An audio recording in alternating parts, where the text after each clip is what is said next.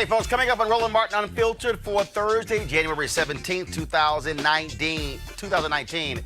Federal government shutdown enters its 26th day. Donald Trump, what does he do? He gets real petty, and he cancels an overseas trip for members of Congress. But how stupid was he? He actually unveiled where they were going. It's called security risk, idiot. We'll talk about this drama with Congressman Anthony Brown from Maryland, and also we hear from Congressman Gregory Meeks of New York about the impact of the federal shutdown on their community and the country. The Women's March takes place on Saturday, but there's been tons of drama over the last several months. Various companies, various groups are pulling out of the Women's March as a result of what they say is anti-Semitism by its organizers. Well, Tamika Mallory, she is one of the folks being targeted. She will be with me live to answer my questions with regards to all that is going on. Plus, I will also reveal to you the group of black women and their allies who have signed a letter of support for Tamika Mallory. We'll let you know about that. Yesterday, on the Senate, they had, of course, confirmation hearing for Trump's Attorney General nominee, and they, of course, most national media pretty much ignored it. But that was this unbelievable exchange between the chairman of the Senate Judiciary Committee, Lindsey Graham, and various civil rights leaders. And Graham was a little perturbed as to why the NAACP had the audacity to only give him a 22% score on their report card, and Democrats got 100%. And he was just perplexed, and he said, I'm not a racist. I shall deconstruct this entire discussion. Y'all definitely don't want to miss this. And I'm going to show you exactly why Republicans continue to flunk the NAACP scorecard. We'll be also joined by NAACP CEO Derek Johnson. Trust me, it's a conversation you do not want to miss. Remember when I broke down Kanye? Yeah. Lindsey's about to get the Kanye treatment from Roland Martin. Black employees at a General Motors plant in Toledo, Ohio found nooses, whites-only bathroom signs, and flat-out racist language in their workplace. It was so bad some of them quit, and now they're suing General Motors. Yes, even other details are disgusting. One of the plaintiffs will join us live from Toledo. And the cops who tried to cover up Jason Van Dyke's murder of Laquan McDonald in Chicago had their case decided today. The judge says, y'all can go home. What the hell is happening in Chicago? It's time to bring the funk on Roland Martin Unfiltered. Let's go. He's got it. Whatever the miss, he's on it. Whatever it is, he's got the scoop, the fact, the find. And when it breaks, he's right on time and it's rolling. Best believe he's knowing. Putting it down from sports to news to politics. With entertainment just for kicks, he's rolling. It's on go, y'all. It's Roland Martin, yeah. Rolling with Roland now. He's funky, he's fresh, he's real, the best, you know he's Roland Martin now.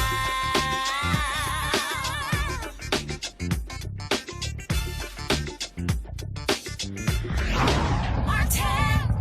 All right, folks, federal government is 26th day of a shutdown. No negotiations are happening between Donald Trump, Republicans, and Democrats. There's no end in sight.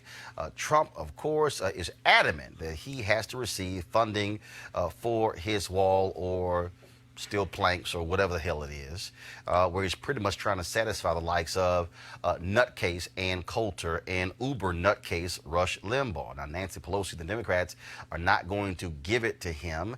And the question is, what is going to happen next? Joining us right now is Congressman Anthony Brown of Maryland, who is a member of the House Armed Services Committee. Congressman, glad to have you on the show. So, you see what's going on here. Trump loves to wrap himself in the flag and hug it and kiss it and caress it and talk about how he loves the military.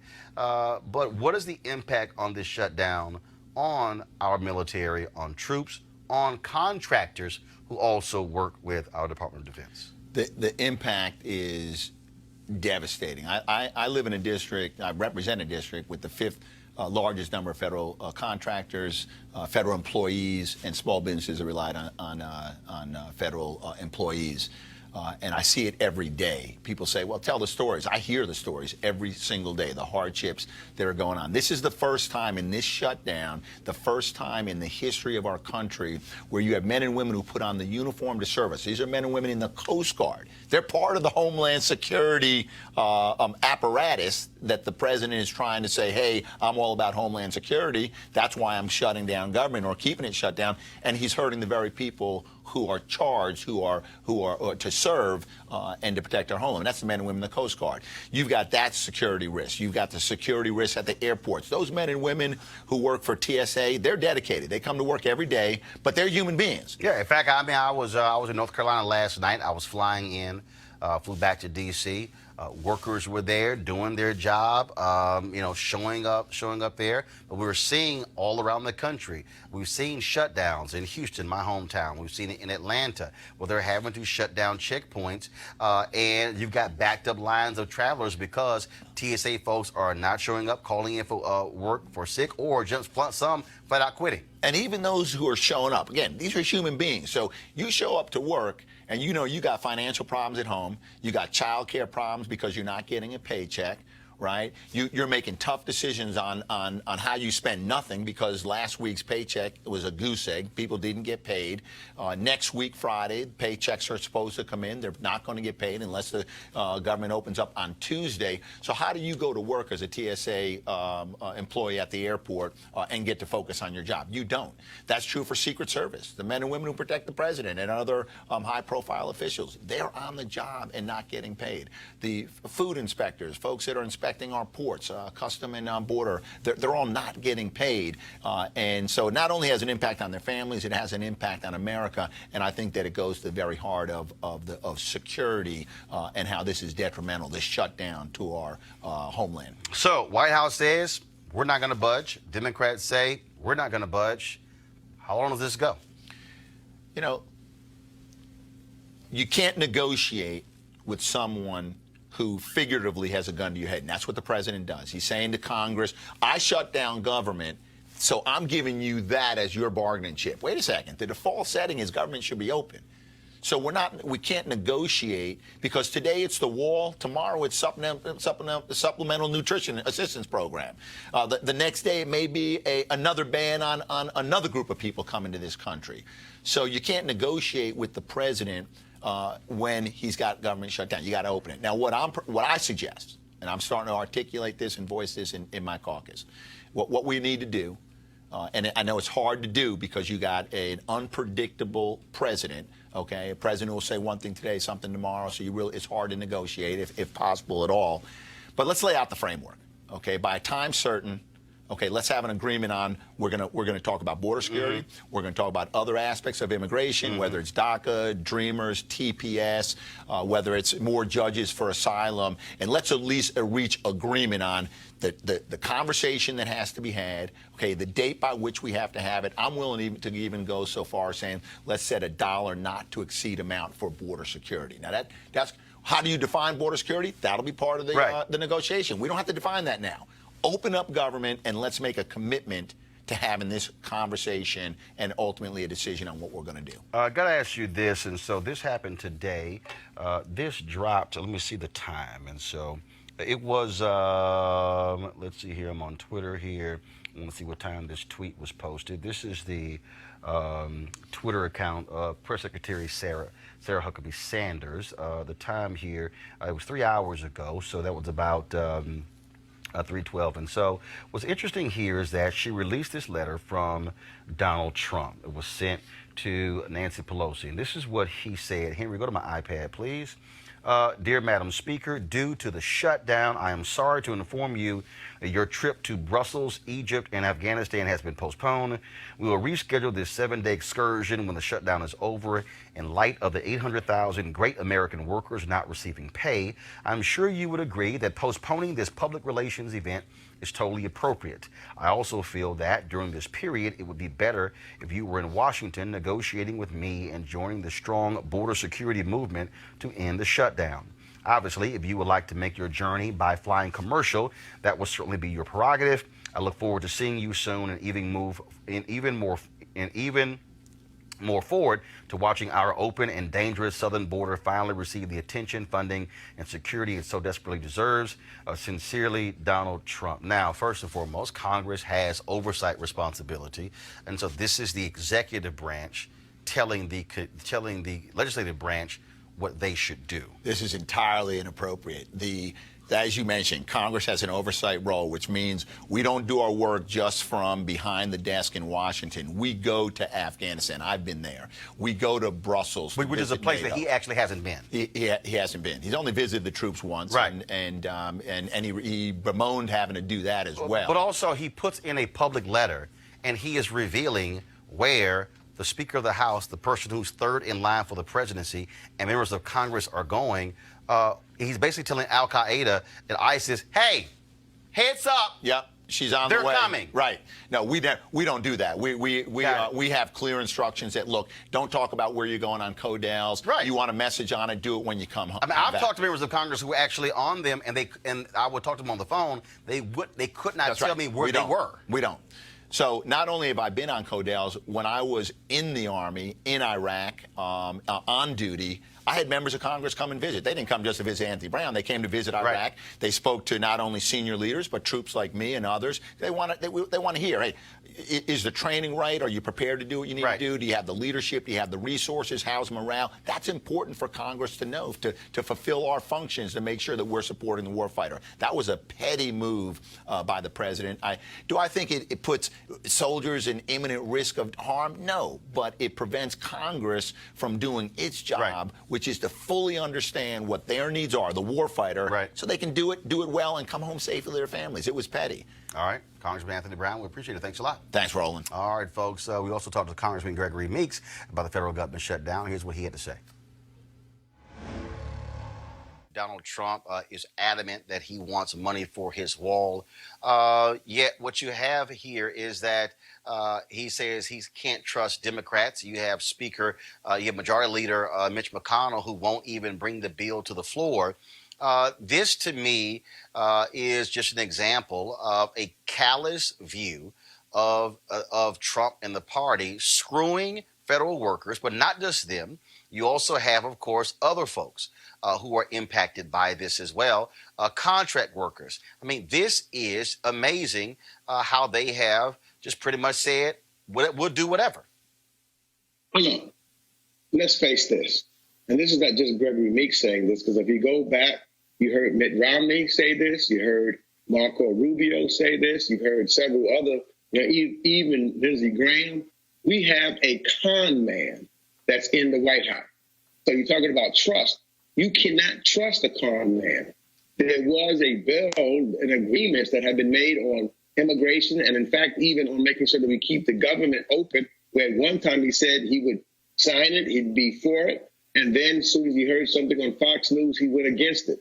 It's a con man. For the first time, what he did, he went into the Oval Office and tried to use that as a background to con the American people. And to think that he's anything other than that and or is going to change is not reality. And I think that he also starting to feel the walls closing in on him with the Mueller investigation and all the other things that are being revealed.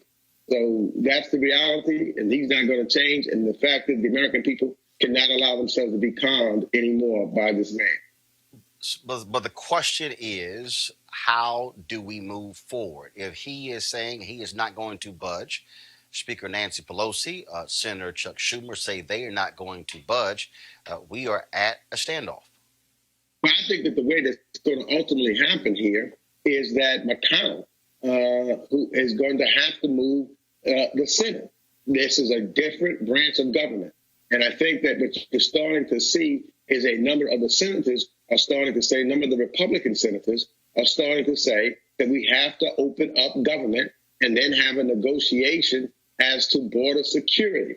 And it's going to be some building pressure, I think, in the next few days on McConnell to put a bill on the floor of the Senate and vote on it. And then we will vote on it, and we'll put the bill on the president's desk and dare him not to sign the bill. And I think that's how ultimately we will get out of this. The political pressure, the American people will put the pressure on McConnell to make and give some action so that we can resolve this issue. And I keep explaining to people, Congress can overturn a presidential veto. That's exactly right. And that's the numbers that are building up. And that's what's building up against this president. If McConnell, we get McConnell to do it, and those senators see that it is this president, as he's already told the American people, he said he will proudly shut down the government. He will take the blame for it. He won't blame Democrats. Well, those senators will see it also, and their people will also demand that we override any veto that this president puts forward. All right, Congressman Gregory Meeks in New York. I certainly appreciate it. Thanks a bunch, my Alpha brother. Good to be with you, brother, as always. All right, thanks a lot. 06. What's wrong, Scott Bolton? You mad? You mad because you couldn't get in? Well, you don't have to announce I don't want to that hear. Alpha is everywhere around just because you're Alpha. No, but it's true. He's a It's congressman. True. But it's he true. He represents more than Alphas. Okay. Aloysius or whatever your name is, what the A is Scott Bolton stand for. All right, y'all. First of all, y'all know he blind. I ain't got cap of red. It look just like the red letter behind I got Tiger Woods colors on. Tiger Woods. Tiger Woods. All right, y'all. So yesterday, Scott, calm the hell down. Stop talking. Yesterday, y'all, there was an amazing exchange at the confirmation hearings of William Barr for Attorney General. Now, here's what happens. Every time when you have these confirmation hearings, and so he was there for one whole day, and then they have folks who come there who can speak for or against him. So there were a number of folks in the civil rights community who spoke on yesterday. What was very interesting that look, mainstream media is not going to cover it. And so what happened was I was online because yesterday, of course, I was in North Carolina speaking at North Carolina Central University. And I saw this video right before I went to speak, and I said, we have got to do this on the show tomorrow. And what was very interesting was that Senator Lindsey Graham, he was just perplexed. He just could not understand why Republicans don't get high grades from the NAACP. I mean, this was this long exchange, and so in the vein of Kanye and others, we shall right now deconstruct, if you will, and offer a teachable moment to Senator Lindsey Graham. And so let's go ahead and press play. So, Mr. Johnson, thank you for coming today. I listened to your concerns about Mr. Barr. I voted for Holder and Lynch. Do you think I made a good decision voting for them to be Attorney General? I do. Why? I think their presentation before this committee was honest, direct, but more importantly, they committed to protect our democracy. For African Americans, protecting democracy is to also regularly enforce efforts to ensure that all citizens can cast their ballot. Right. They committed to that, and they demonstrated that while they were in office. Okay, and you believe Mr. Barr will not be committed to that? I have serious reservations and concerns. Okay. Those concerns first start with this administration, their lack of enforcing Section 2 of the Voting Rights Act. How much of it is about this administration versus Mr. Barr? In many ways, it's difficult to separate the two. So I just want... Okay. Did y'all not hear the part where Derek Johnson said it's really about the administration, and then Lindsey Graham comes back and says, well, I just think this is about the administration. Okay, Lindsey, the Attorney General of the United States is part of the administration. So therefore, when you are assessing whether or not somebody should be confirmed, you're not there to talk about how great that individual is. You're there because it's a part of the administration. Press play. I want to suggest something to you. There's a lot of concerns I had about the Obama administration. I will not bore you with my concerns. But I thought he chose wisely with Mr. Holder and Ms. Lynch because they have differences on policy than I, because I'm a Republican. But I thought they would be good stewards of the law and they would be fair arbiters of being Attorney General. It never crossed my mind that I would vote against them because I have policy disagreements. If that's going to be the new standard, none of us are going to vote for anybody on the other side. So, Okay, the whole point of opposing somebody is that when you go before the Senate, it's because of policy. It's not a fun thing. It's not we're in the park. We're not in the sandbox. It's not, hey, can we be buddy? Please check yes or no. That's kind of how this thing goes, Lindsey Graham. So I'm trying to understand why is he so confused over the issue? And okay, you voted for Eric Holder and as well as Loretta Lynch. That has nothing to do with the discussion today. Press play.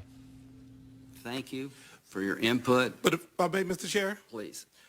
going beyond policy disagreement, this nation have had a long history of discriminatory practices, particularly in the criminal justice system. And anytime we have a nominee to come before this committee who truly don't appreciate the disparities in the criminal justice system, as he stated yesterday, that goes beyond policy disagreement. That goes towards whether or not we understand that equal protection of the law should be afforded to all citizens. I want to make sure you understand what he said, because I remember Senator Booker asking him, and he says, yes, the crack cocaine sentences were disproportionate to the African-American individual, and that's why we changed the disparity between powder cocaine and crack cocaine. He acknowledged that, but in 1992, he thought the biggest victim of rampant violent crime were, low-income, mostly minority communities. So I don't buy what you're saying about him not understanding their differences and how one group is affected, particularly in the drug arena. So I think what he was trying to do is talk about crime. But here's what's perplexing to me. Stop. Okay. He cherry-picked there because he also said, Barr, he said that he did not believe that the legal system treated black folks differently than white folks. That's actually what Derek Johnson was talking about. But you notice how Lindsey Graham tried to only go to the crack cocaine and the powder cocaine disparity. Just want to let y'all know that fact. Press play. NAACP has been in the fight for social and racial justice for a very long time. And I don't know how we got here, but you do a scorecard every year. And in 2017, every Democrat got 100%. I got 22%. Grassfield got 11. Cornyn got 11. Lee got 11. Cruz got 11. Sass got 6. Ernst got 11. Kennedy got 17. Tillis got 11. And Crapo got 6. Lindsey Graham said, y'all, I don't know how we got here. Here we go to my iPad. This is the NAACP. No, go to my iPad. Go to my iPad. This is the NAACP's report card.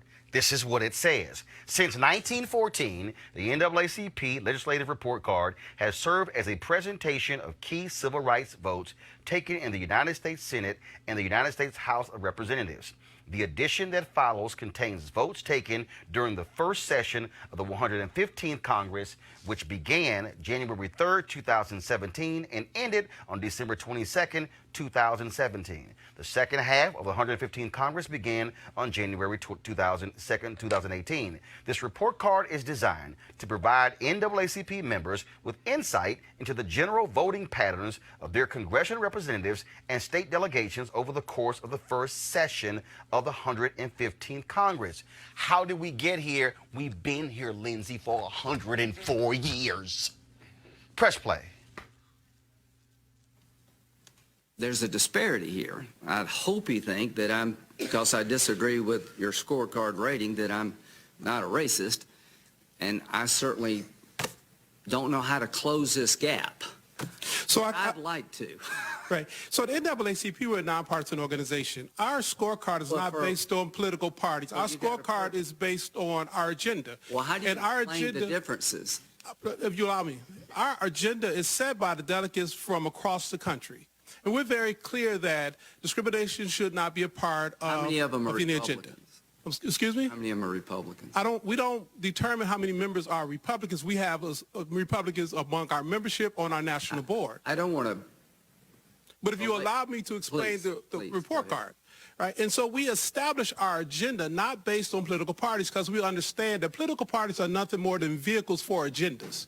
And as many African Americans were members of the Republican parties before the 1965 Voting Rights Act, many African Americans may decide their agenda based on the party's platform. And if party platforms align with the needs and interests of our communities, then they would vote for a platform that support their needs, whether it's access to quality public education, ensuring that all African Americans and Americans can cast a fair ballot, fair housing policies, making sure we have true tests to determine disparate impact. Those are the issues we are concerned about. Those are not partisan issues. Those are policy issues.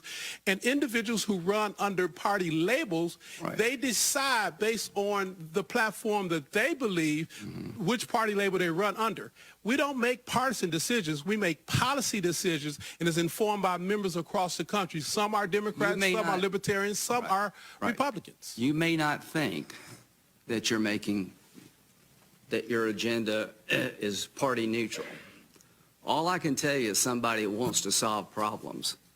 It's pretty odd to me that every Democrat gets 100%, and I do the best as a Republican getting 22. Maybe the problem's all on our side. I don't think so.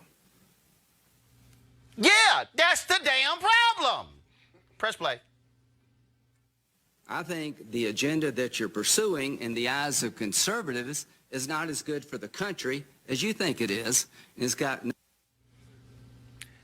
Did he just say that the agenda of y'all black people is not as good as should be in the eyes of conservatives?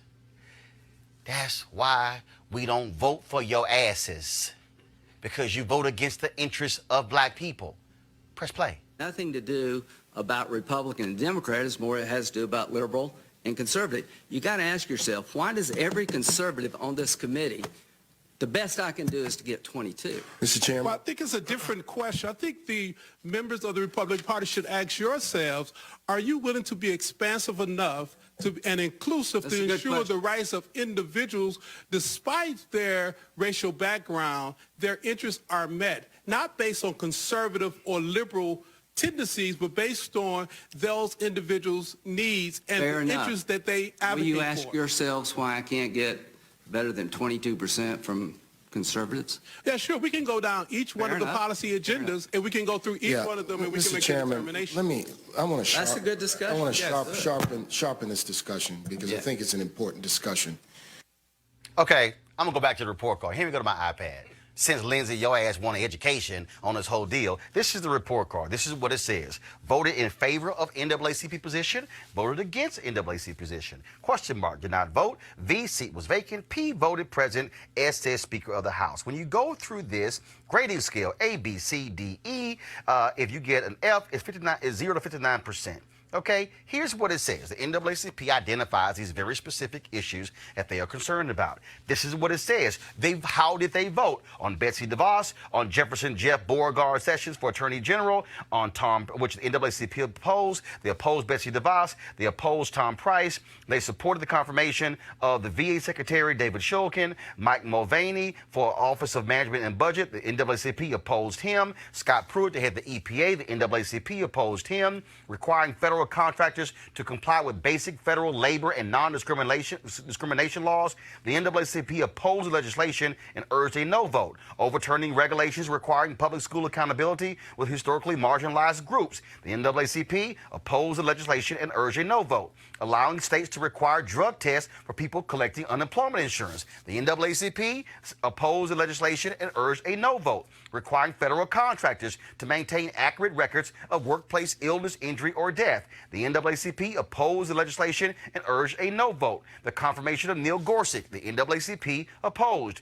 Repeal and replace the Affordable Care Act, opposed by the NAACP. Increase the budget authority for federal health programs. The NAACP supported that amendment and urged a yes vote. Emergency disaster appropriations, that was supported by the NAACP. Allowing forced arbitration by financial servicers. The NAACP opposed that. Allowing tax breaks for tuition to private and religious schools. That was opposed by the NAACP. Assuring every American has health insurance. That was supported. The NAACP supported the motion to instruct conferees and urge an A vote. Tax overhaul. That was opposed by the NAACP. Those were the issues that were very specific in the report card. Lindsey is mad because he got 22%. So we'll go down. Alabama Republican Richard Shelby, 6%. In Alaska, Dan Sullivan got 11. Lisa Murkowski, Republican, 28%. When Lindsey Graham said 22%, he was speaking to Republicans on the Senate Judiciary Committee. John McCain, 17. Jeff Flake, 6. Tom Cotton, Republican, 11%. John Boozman, 11%. You go to Colorado, Republican Cory Gardner, 11. If you go down to Marco Rubio, 11%. Go to Georgia, the 2 Republican senators, Johnny Isakson, 11%. David Perdue, 6%. You go to Idaho, 2 Republican senators, both of them 6%. Go to Indiana, Democrat Joe Donnelly, who lost, 89%. Todd Young, 11. Iowa, 2 Republicans, 11. Go to Kansas, 2 Republicans, 17-11. Kentucky, 2 Republicans, 11%. Go to Louisiana, 2 Republicans, 17-11%. Go to Maine, Susan Collins, Republican, 33%. If you go down to Mississippi, both Republicans, 11. Missouri, Roy Blunt, 11. Montana, Daines, 11. Ben Sass, 6. Go to Nevada, David Heller, 17. If you go to North Carolina, both of them, 11. North Dakota, 11. 17, 6, 6, 22, 11. Mind y'all, Lindsey Graham, Republican South Carolina, got 22%. Tim Scott, the only black Republican in the United States Senate, and one of only 2 black Republicans in Congress, got 11%, which means Lindsey Graham voted better than a black Republican from South Carolina. Just pointing that thing out. North Carolina, 11. Rob Portman in Ohio, 17. Oklahoma, 6. Pennsylvania, 6. You can go down the line here. These are all of the numbers. They're based upon how they actually voted. And so, Lindsey Graham, if you want to improve your score with the NAACP, it's very simple. Stop voting against stuff the NAACP supports. It ain't that damn hard. Here's the fundamental problem for Republicans. And he said it. Well, we conservatives, we don't think these things are good. Okay, I'm going to go back to the issue so y'all understand what we're talking about. They don't think it's good for the issue of health care and the Affordable Care Act. And they still yet to present an actual health care plan to replace the Affordable Care Act. They also, the same Congress that got rid of the Obama-era discrimination laws when it came to folks, when it comes to going out and buying cars. They were like, let's make America great again. No, how about not discriminating against black folks when it comes to going and buying a car? Who actually got rid of that? Republicans in the House and the Senate signed into law by Trump. We can go down the line, and the reality is this here. The Republican Party opposes those very issues the NAACP stands for, and then when Lindsey Graham wants to sit there and Mr. High and Mighty, and I just don't understand what's going on. Historically, there was a time when Republicans supported the position of the NAACP. There was a time when the NAACP could go to Republican members of the Senate and the House and know that they were a strong vote for those very issues. But what happened? We do know that Barry Goldwater ran for president in 1964. He opposed the Civil Rights Act of 1964 when he ran for president and completely flipped the party. And then what you had is you had Republicans like William Buckley, who was supportive of civil rights laws, who then flipped and changed, and the party then all totally shifted because of the book that Barry Goldwater released. And that book was co-authored by the daddy of Brent Bozell, who of course runs Media Research Center and the group Newsbusters, a group that is all about so-called liberal bias in media. Why am I laying all this out for you? because Lindsey Graham wants to sit there and just go, I just don't understand how y'all just not giving us a good grade. And then Lindsey Graham actually said, what could we do to actually close this?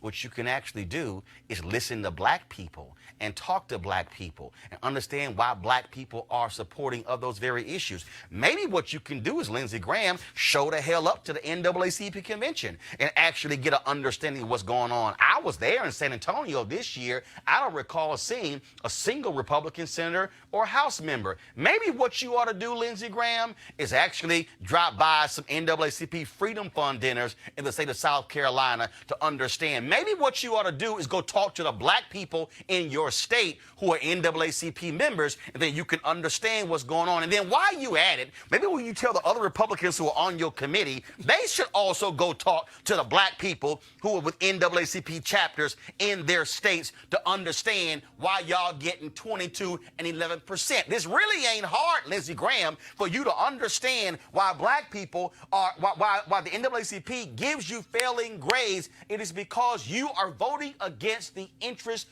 of black people. You're using the power of your position voting against it. What you have to understand is if you're black in North Carolina, you sure as hell are angry with Tom Tillis and Barr, who chose to ignore two black women who were appointed to the federal bench by President Obama. They kept those black women off of that appeals court, and yet the moment they had to put a racist, a voter suppression person on in the name of Thomas Farr, they supported his nomination, and it was sunk because of those racist writings. And then you try to understand, I don't understand how they got 11%. Maybe what you ought to do, Lindsey Graham, is go pick up some historical books on black Republicans to understand the time when Republicans actually gave a damn about civil rights and black people voted for Republicans and not Democrats. Lastly, you say, well, I don't understand how Democrats, how they all got 100%.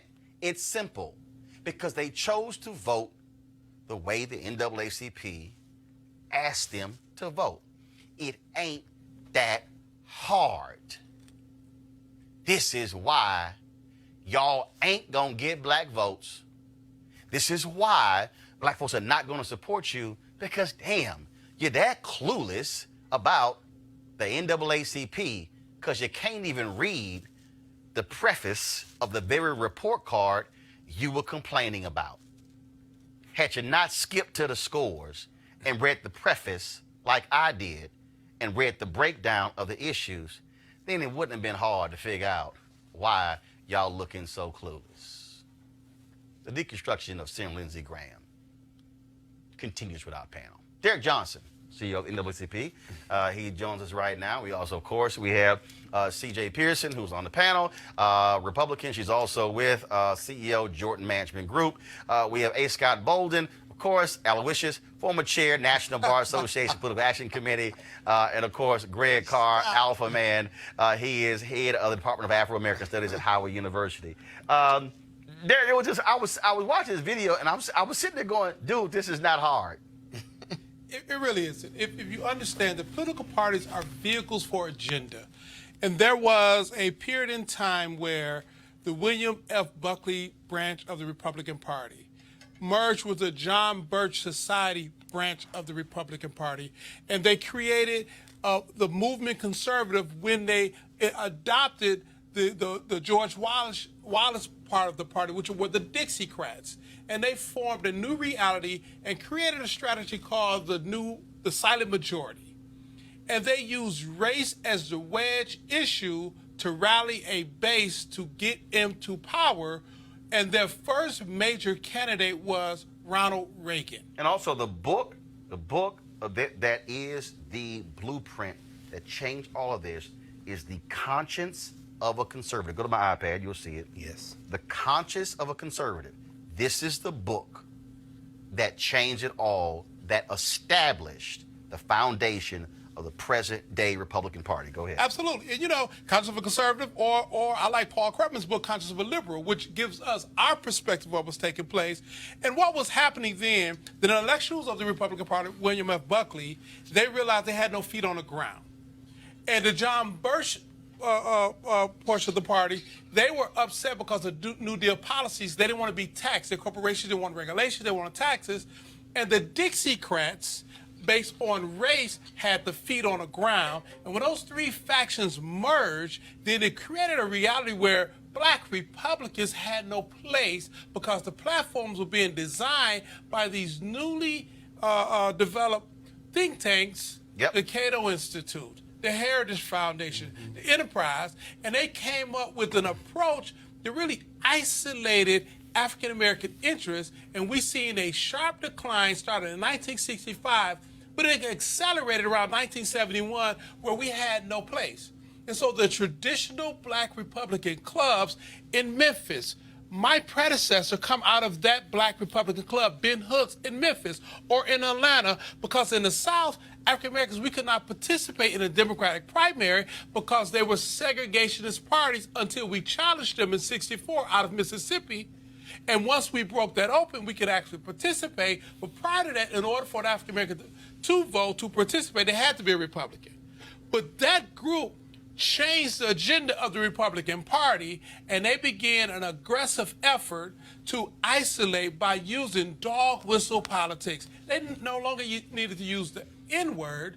They just had to talk about tax policy differently. And in fact, Lee Atwater, who of course led the campaign of President George H.W. Bush, who he appointed to head the Republican National Committee, there were recordings that were made of what you just said. He is on tape saying that is exactly what he said. We can't use the N-word anymore. Gotta be settled. But there are other things that we can use that say the exact same thing. CJ, again, to sit here and watch Lindsey Graham I just don't understand why we get these low grades. Lindsey Graham come out of that Dixiecrat lineage. He's out of the South Carolina. Right. He probably was a former Democrat, or his family was, and they switched in that early 70s period. CJ?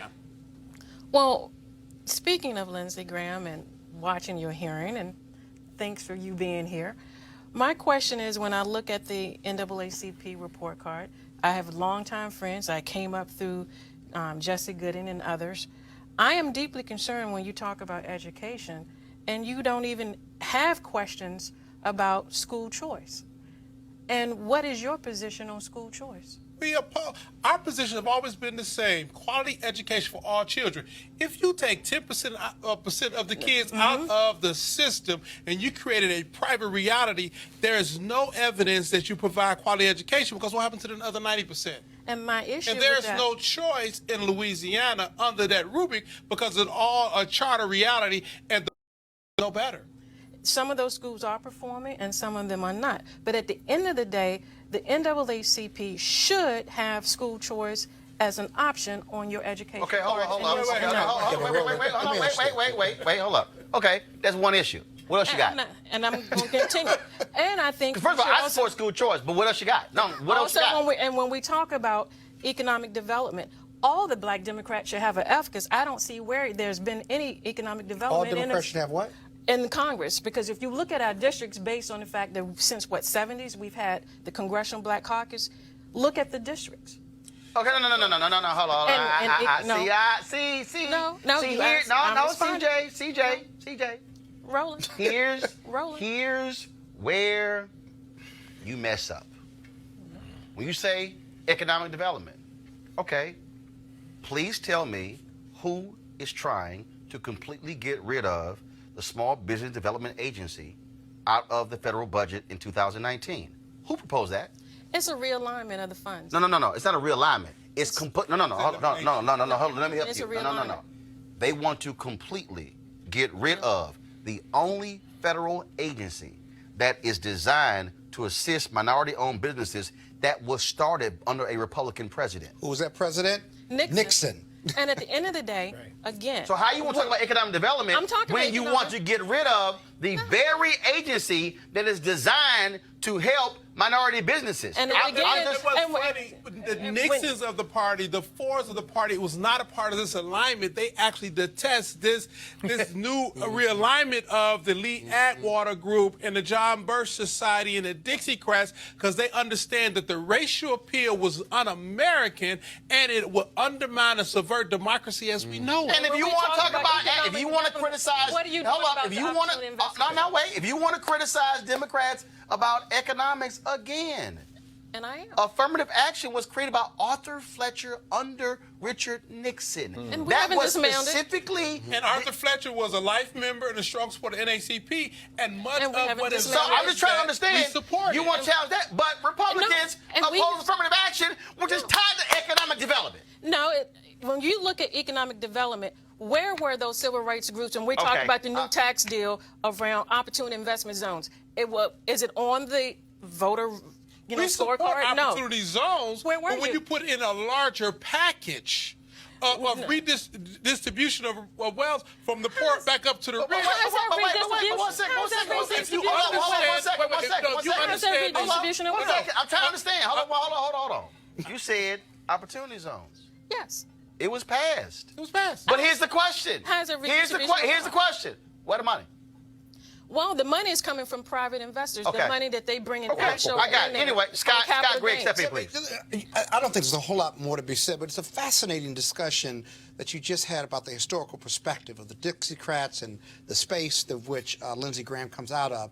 For our viewers, though, can you tie it up with the Southern strategy, with the 1964 Civil Rights Act by Lyndon Baines Johnson? That seems to be at the heart of the base of this discussion. It's all of it. It's all of it. It's all of it. But, At the end of the day, Greg, the modern day Republican Party consistently opposes a wide swath of issues that black folks are concerned about.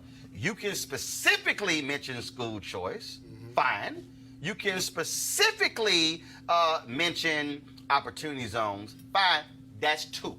What I'm trying to It's say more than is, two. but when I just read for you, almost 20.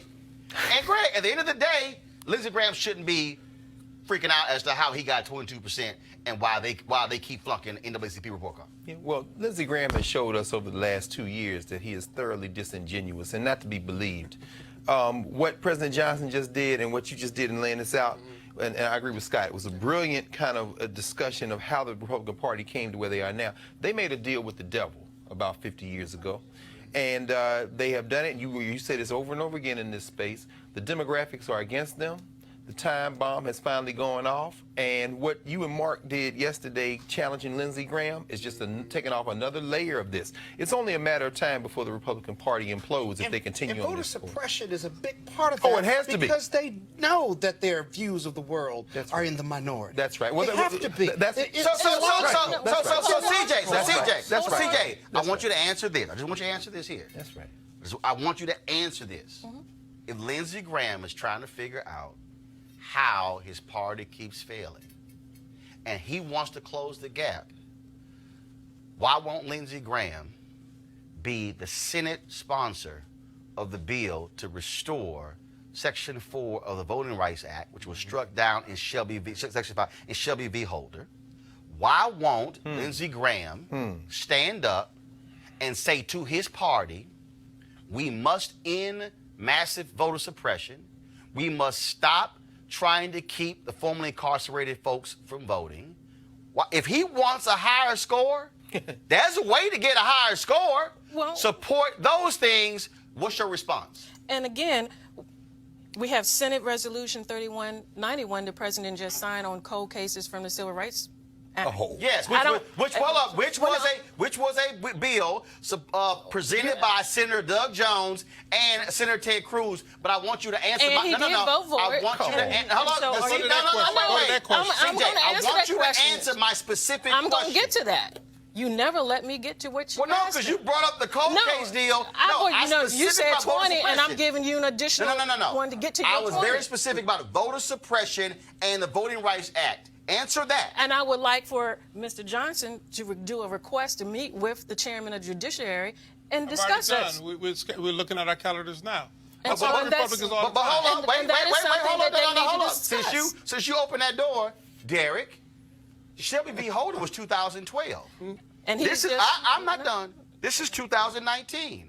In the last 7 years, what has been the response from First of all, because he wasn't chairman of the committee before. What was the response of Grassley in the Senate and Paul Goodlatte in the House when it came to the VRA? We have yet to have a single judicial hearing of the Senate when they controlled it. We have yet to have an inquiry around all the vote suppression methods. There was not a single Section 2 claim filed by the Justice Department. There have not been an issue raised from the Republican National Committee. There has not been a true desire to address Russia's interference in our election by seeking to suppress black votes and subvert democracy. Let me put a pin And right at there. the end of the day, when you talk so about everybody to at address, home. maybe you all should get more black Republicans to come and talk to here's to advocate. But here's the deal, though. Let me unpack that. First of all, black Republicans call for their own meeting. You'd be surprised. Now, no, wait a minute. Now, everybody watching. Let me just sort of break it down even further what Derek just said. I'm gonna try to narrow this thing down. What Derek just said to my question. They ain't done a damn thing. On the issue of voting and voting rights and the Voting Rights Act, the Republican Party in the last 7 years ain't done a damn thing. But suppress. In fact, Goodlatte That's right. refused, he said it, refused to even have a hearing. That's right. You have Sensenbrenner, white Republican from Wisconsin, who actually had a bill that had about 20 or 30 co-sponsors. The next Congress, it dropped down to about 5 co-sponsors. The next Congress, it dropped down to 1.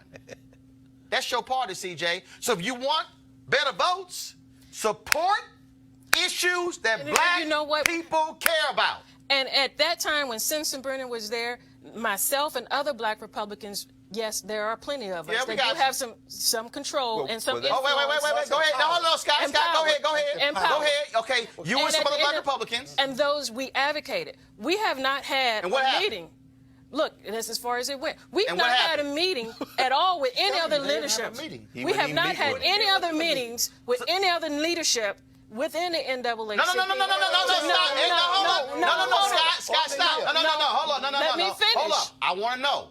You Let said me finish. You and some other black Republicans. And we were instrumental in having that hearing with Sensenbrenner. Hold on. Since then, what hearing?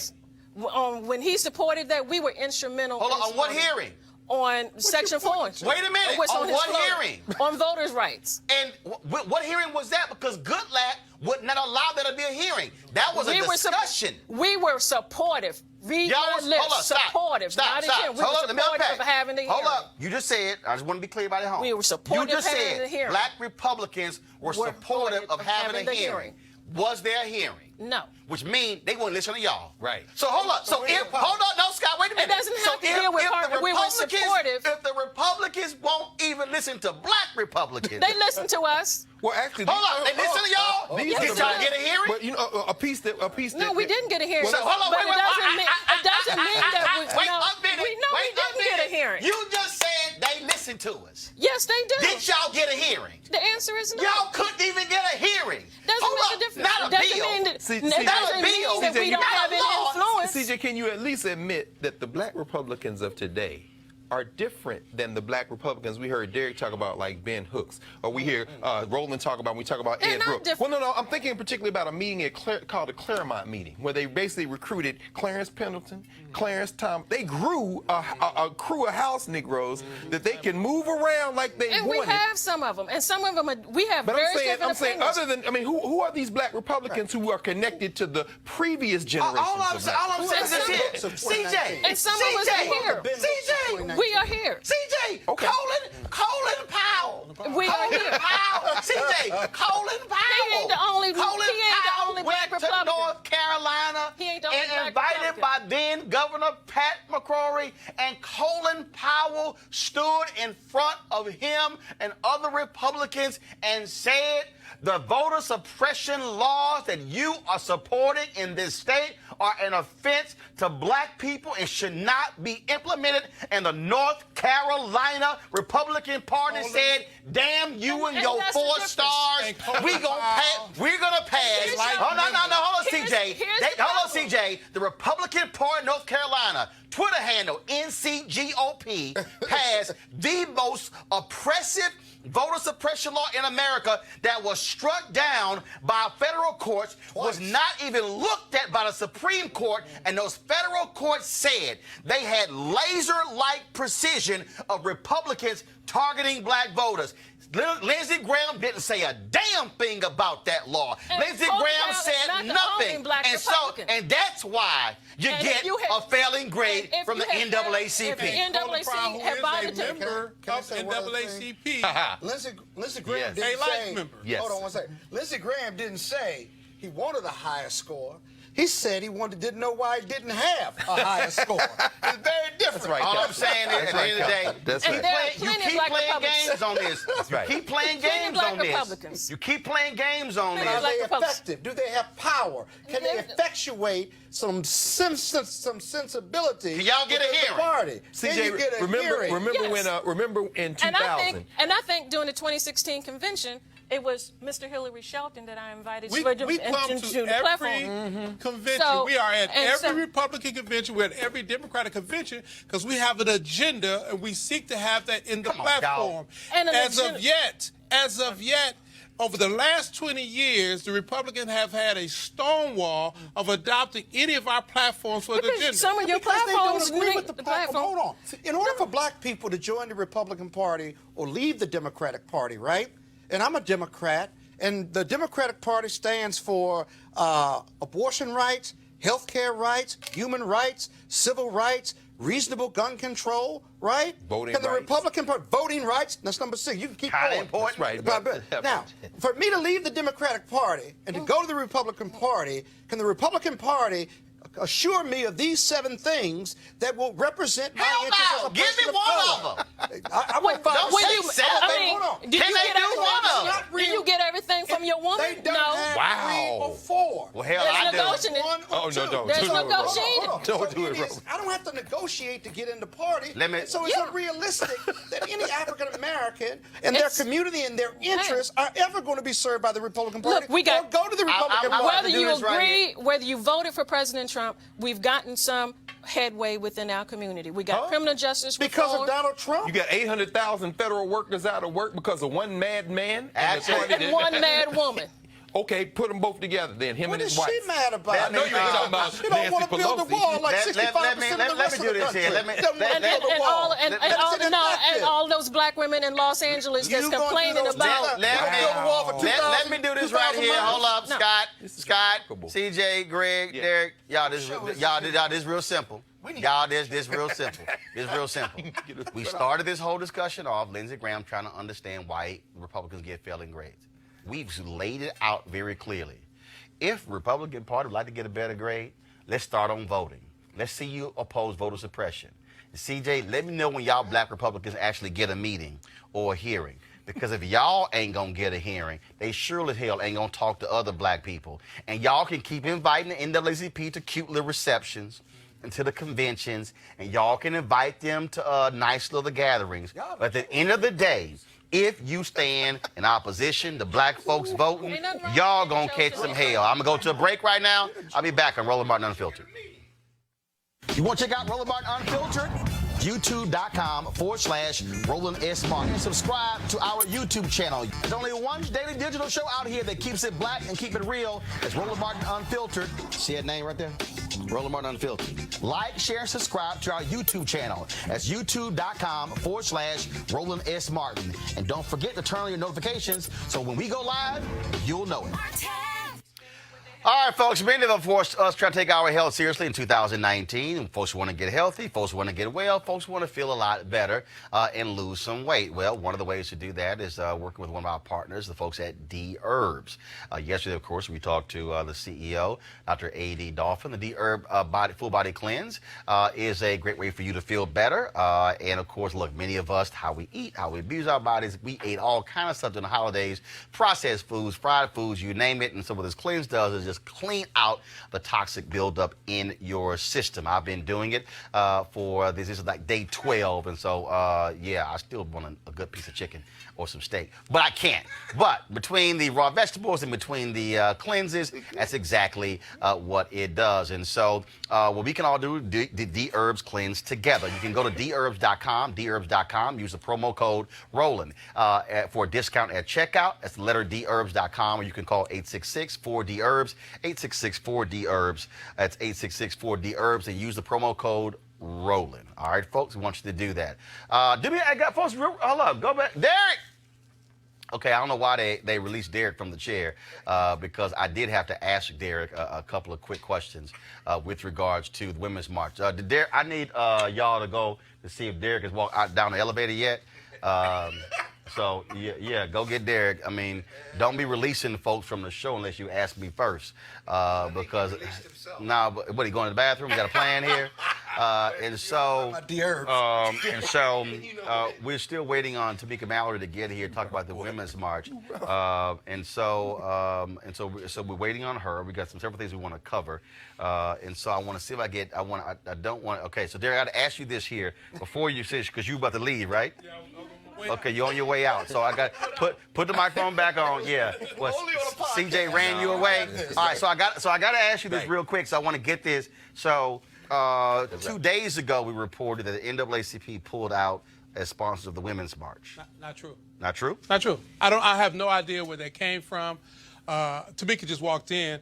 I absolutely support the Women's March and the principle it stands for, but more importantly, I support Tamika Mallory because she has been a young leader with a clear voice for African Americans. So I don't know where this concept, where this report come from. I'm one of the signers of the letter in support of her. I'm going to talk about that in a minute, though. Again, there was a letter that a group of black women signed and also allies. You signed that letter in support of Tamika Mallory. She's been under lots of criticism from folks, people claiming that she has not condemned Minister Farrakhan, his comments that are anti-Jewish. Folks have been attacking her left and right. She was on The View, of course, earlier this week as well. Many folks did not like her appearance on there.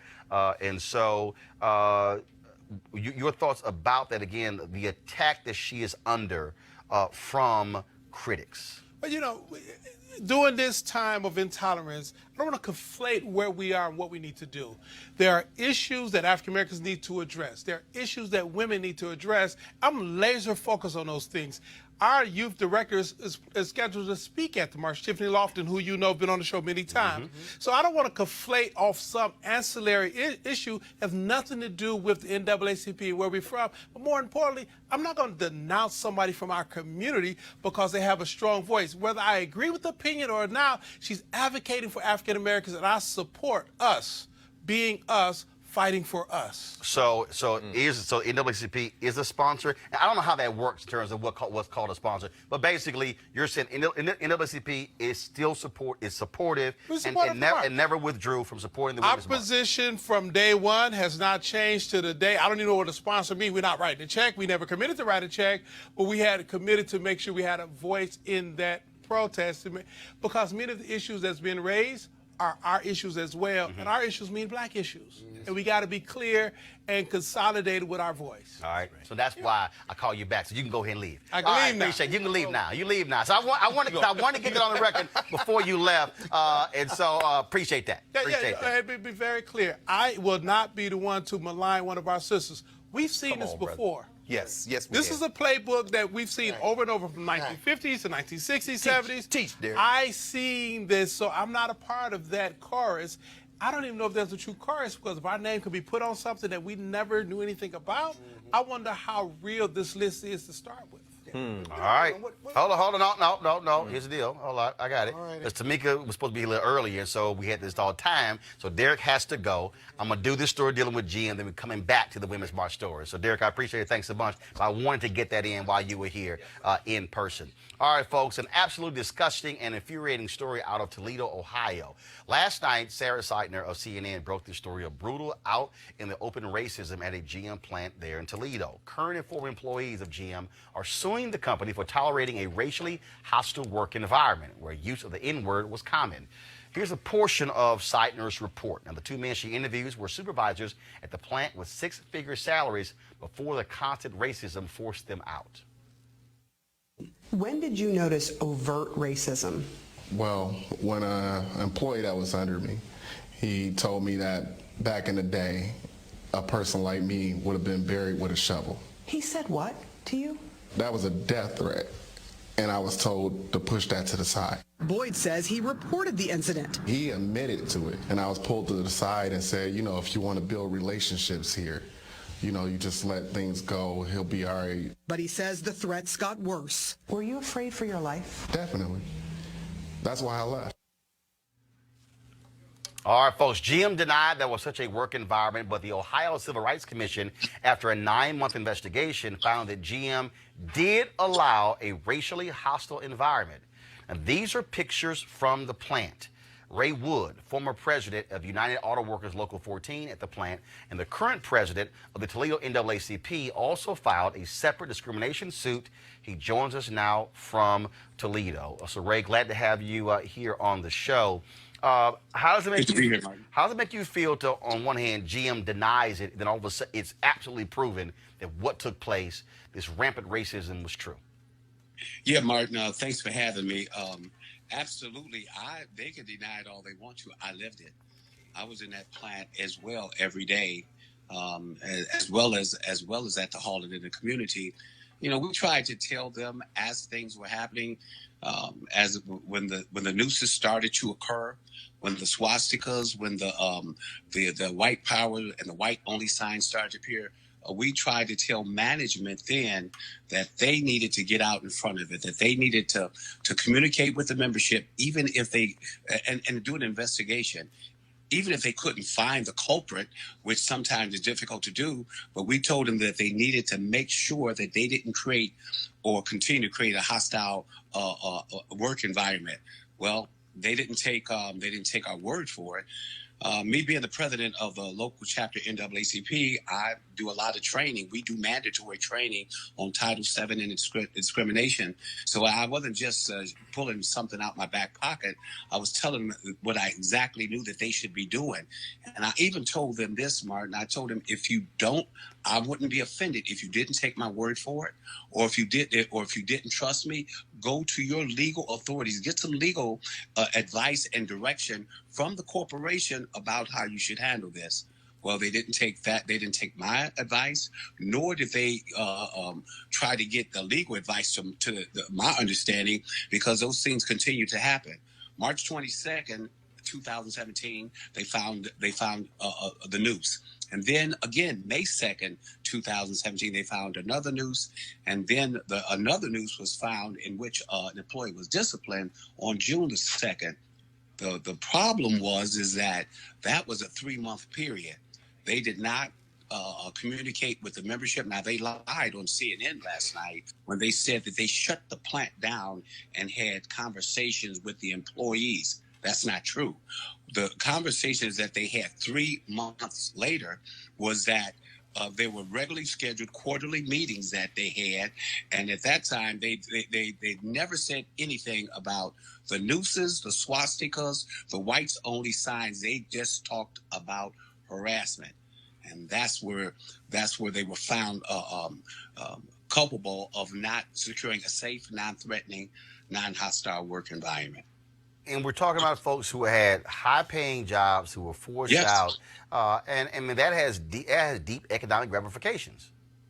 Oh, absolutely. Though now, Derek and Marcus, they were salary people, and I'm a union. I was the union president.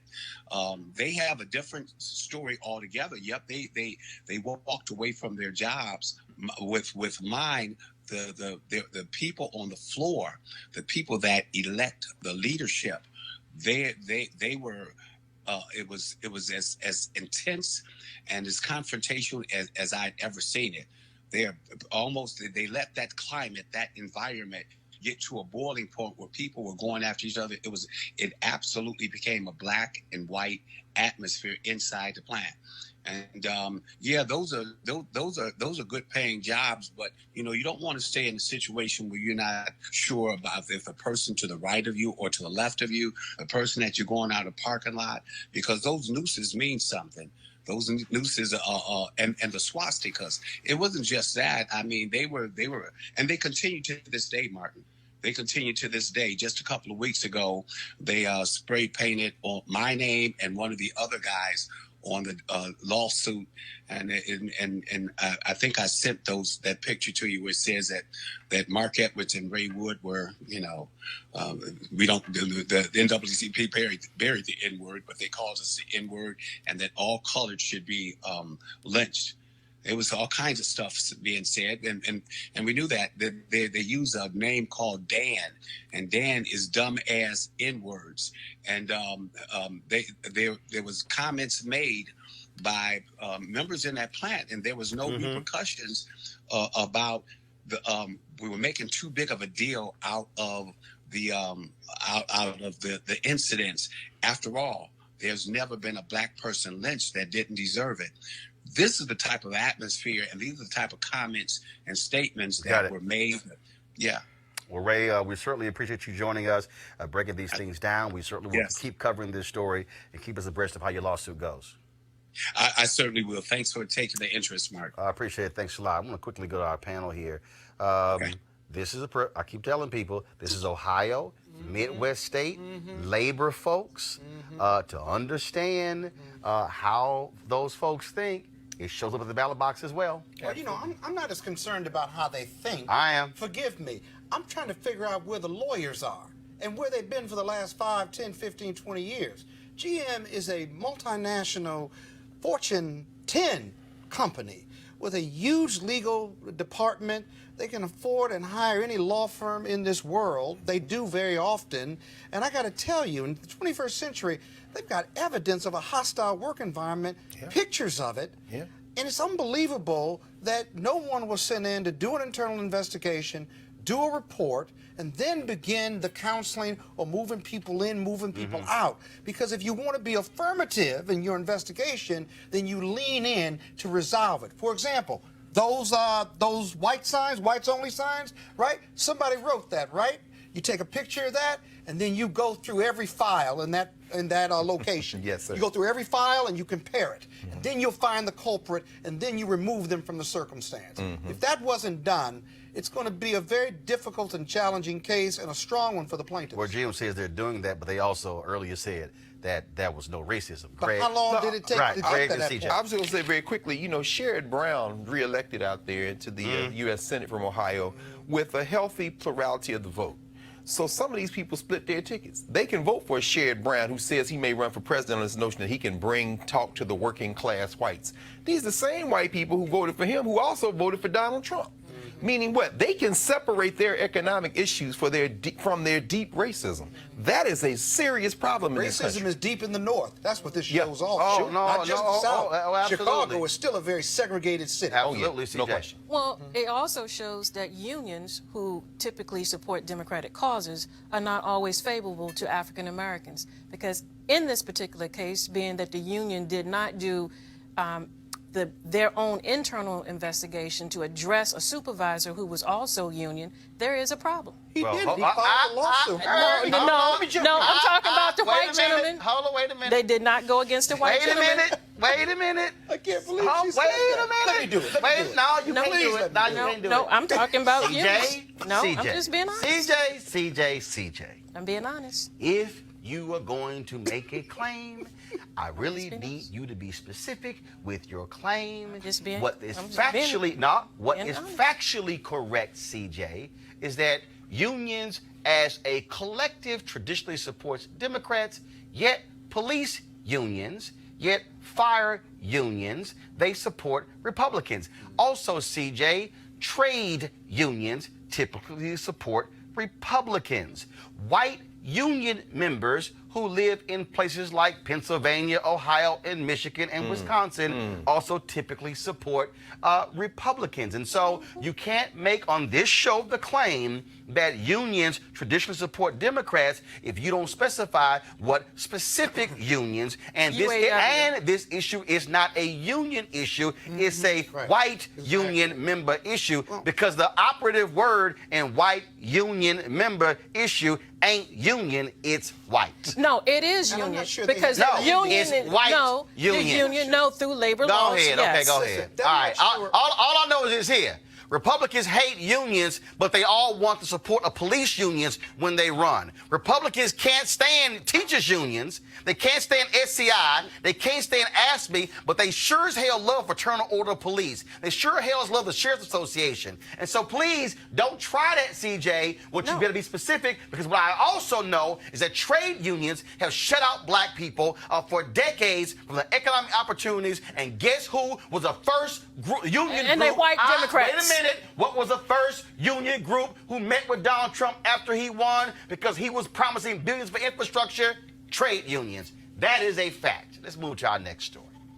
Earlier, I talked about with Derek Johnson about the NAACP and the Women's March, and of course, it is taking place this weekend.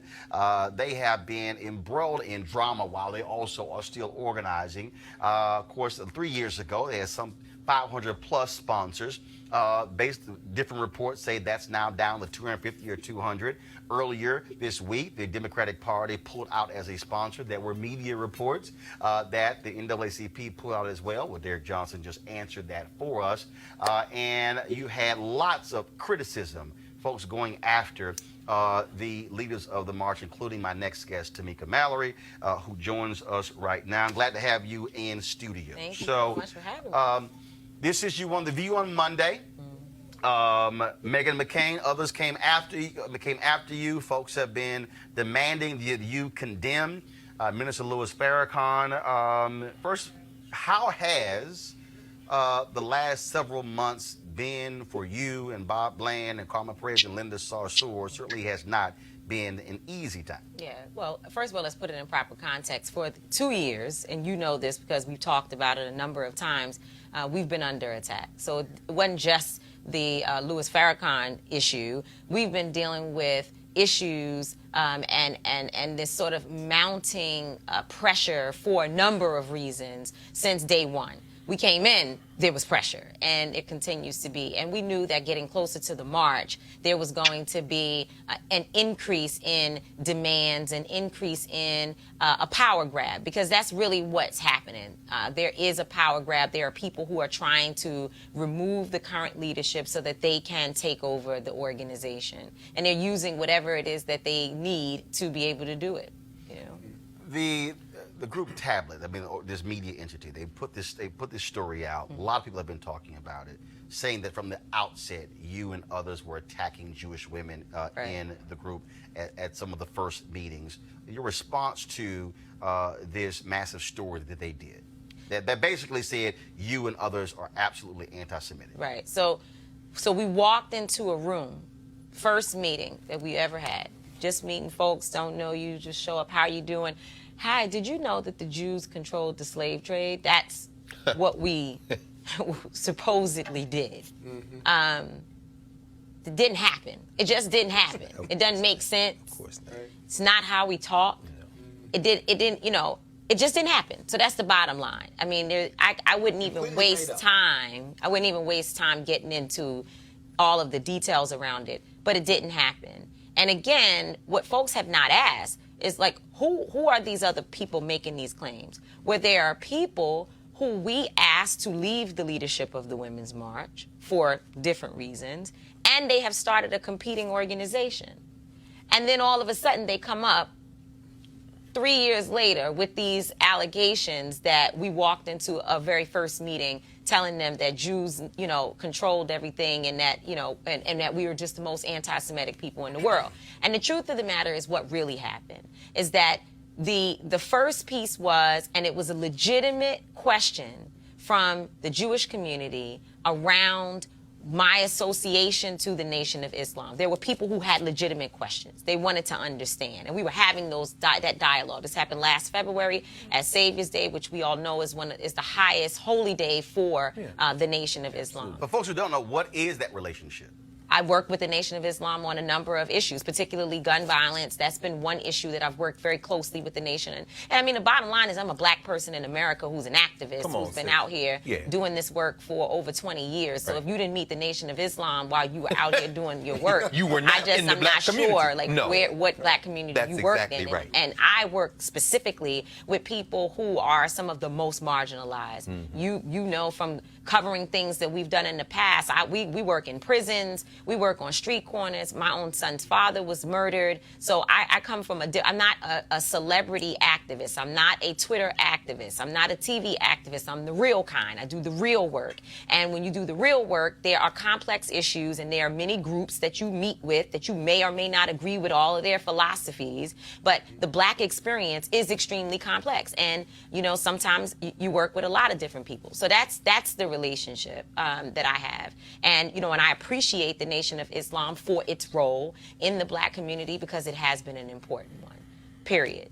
So just to sort of go back to what I think, you know, has been going on is that there was this initial issue around me going to the Nation of Islam event.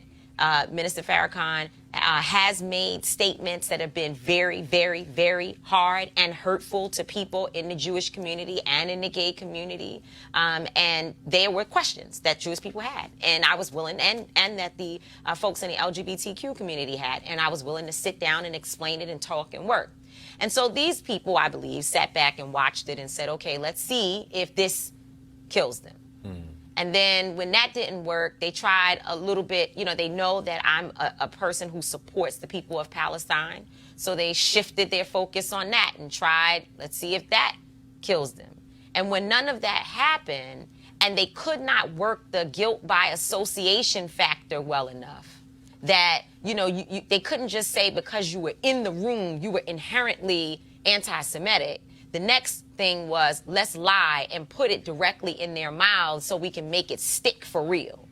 So that's when they began to pile on with these other accusations. Have you talked about the comments that he has made? Have you ever had a conversation with him where you said, brother, you're wrong? Yeah, certainly. I mean, we've had conversations where I've said, I don't agree about this particular, you know, your view in this particular area.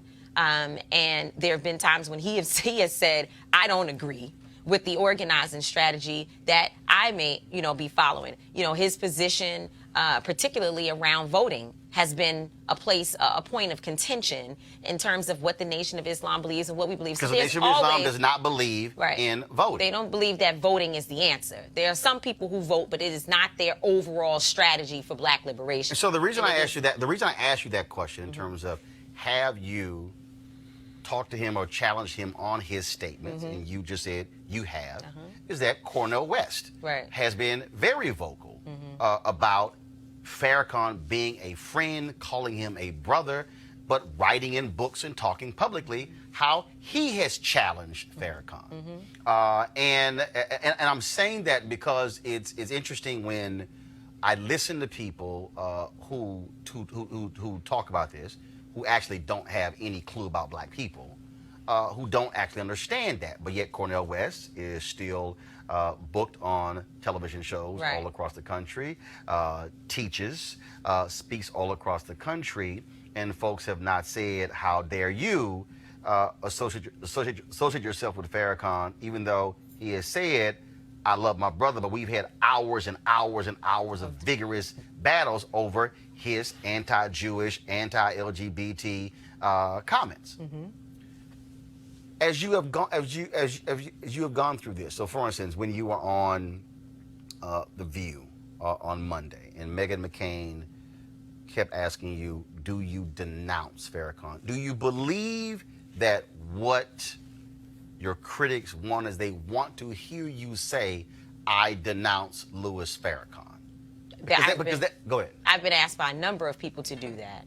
I mean, I've been asked to condemn, to denounce, and I have said and will continue to say that I do not agree. My position, to be very clear, is that America has condemned and denounced black people for far too long. I am not going to participate in using that type of language to describe anyone in my community, and particularly someone who has been engaged in saving the lives of young black men that I have to work with every single day. I go into prisons. I work with young men who have actually committed some heinous acts, things that I definitely don't agree with, but I don't come outside and condemn them, or else I can't go back inside and work with them. The men who killed my son's father, I have never condemned them or denounced them. Am I hurt? Does it hurt me? Are we angry as a family? Absolutely. But we haven't condemned them, because I believe in the work that I've been doing that the person on the shooting side of the gun and the person who's the victim both deserve the love and attention of people who claim to be black liberation fighters. That's just who I am. So you can't take that from me, because one thing that is 100% sure is that I cannot separate with my skin color. I can't separate with who I am walking into the Women's March space. That's just not who I am. And if intersectionality is going to represent all of us, then people have to be willing to understand that what is important is who I am. Louis Farrakhan, Minister Farrakhan, is not a part of the Women's March. He has not been at any meetings. He's never spoke on any of our programs. He's not helping to write the policy agenda that we're releasing tomorrow. He is not involved in any way. And in fact, and the infantilism of, we tell you what to say and you must be using his words, but yet everyone is fighting for women to have agency over their bodies and their minds and their ability to speak for themselves. And yet people are going to take the words of a man and make them something that I'm supposed to die for on the cross. I'm not going to do that. I reject that. I don't agree with statements that Minister Farrakhan has made in a number of areas, and that is okay, because I don't agree with stuff that Roland Martin says, and we know you don't really care, but you know, I don't agree. And I mean, and not to make light of it. No. Seriously, there are times when people have challenged me, where I have to challenge others in our community, but I also understand the sensitivities around denouncing black men, denouncing black people, and the denouncement and condemnation that has happened to us for far too long. You talked about releasing this tomorrow. The event is taking place on Saturday. Do you, Carmen Perez, Linda Sarsour, Bob Bland, do you have any intention on walking away and quitting the Women's March, this organization? No, we are serving out our terms. We are but we have term limits based upon our bylaws. How long is and the term? We're serving out our term. They would love to take that and chop it up and have that all over the place. We're serving out our terms, and we came here to do a job. And if you look at the body of work that the Women's March has produced, we have held protests around some of the most important moments in the last 2 years since this administration has been in place. We've been one of the leading resistance groups and the most intersectional movement in the world in terms of ensuring also that marginalized people are in the sort of like the secret sauce to the conversation. We keep on making sure that we bring up Shakisha Clemens, who was attacked by police officers in a Waffle House. So we won't allow people to talk about any issue, not reproductive rights, not one issue without looking at how it impacts people who come from oppressed and marginalized communities. And that is the reason why there is a continuous onslaught. Again, because you got to be real clear.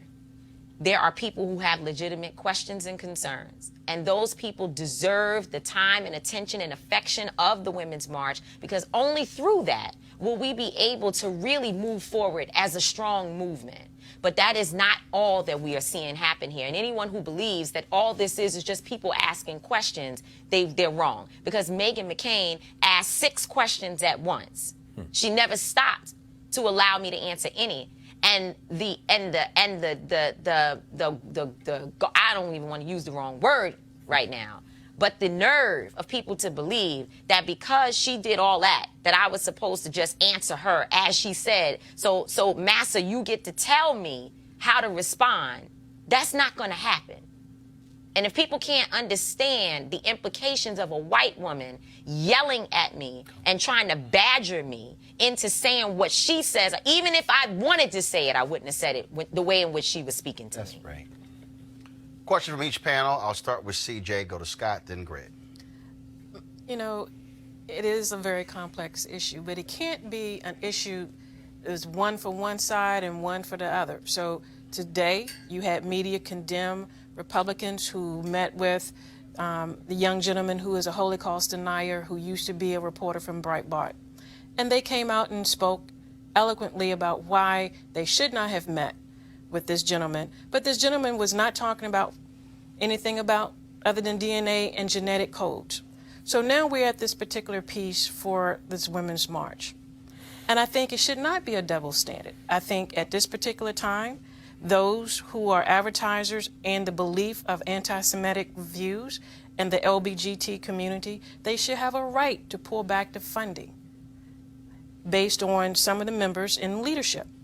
They should have a right to pull back funding from the NAACP if they choose to participate, being that you do have Jewish Americans who co-founded the NAACP.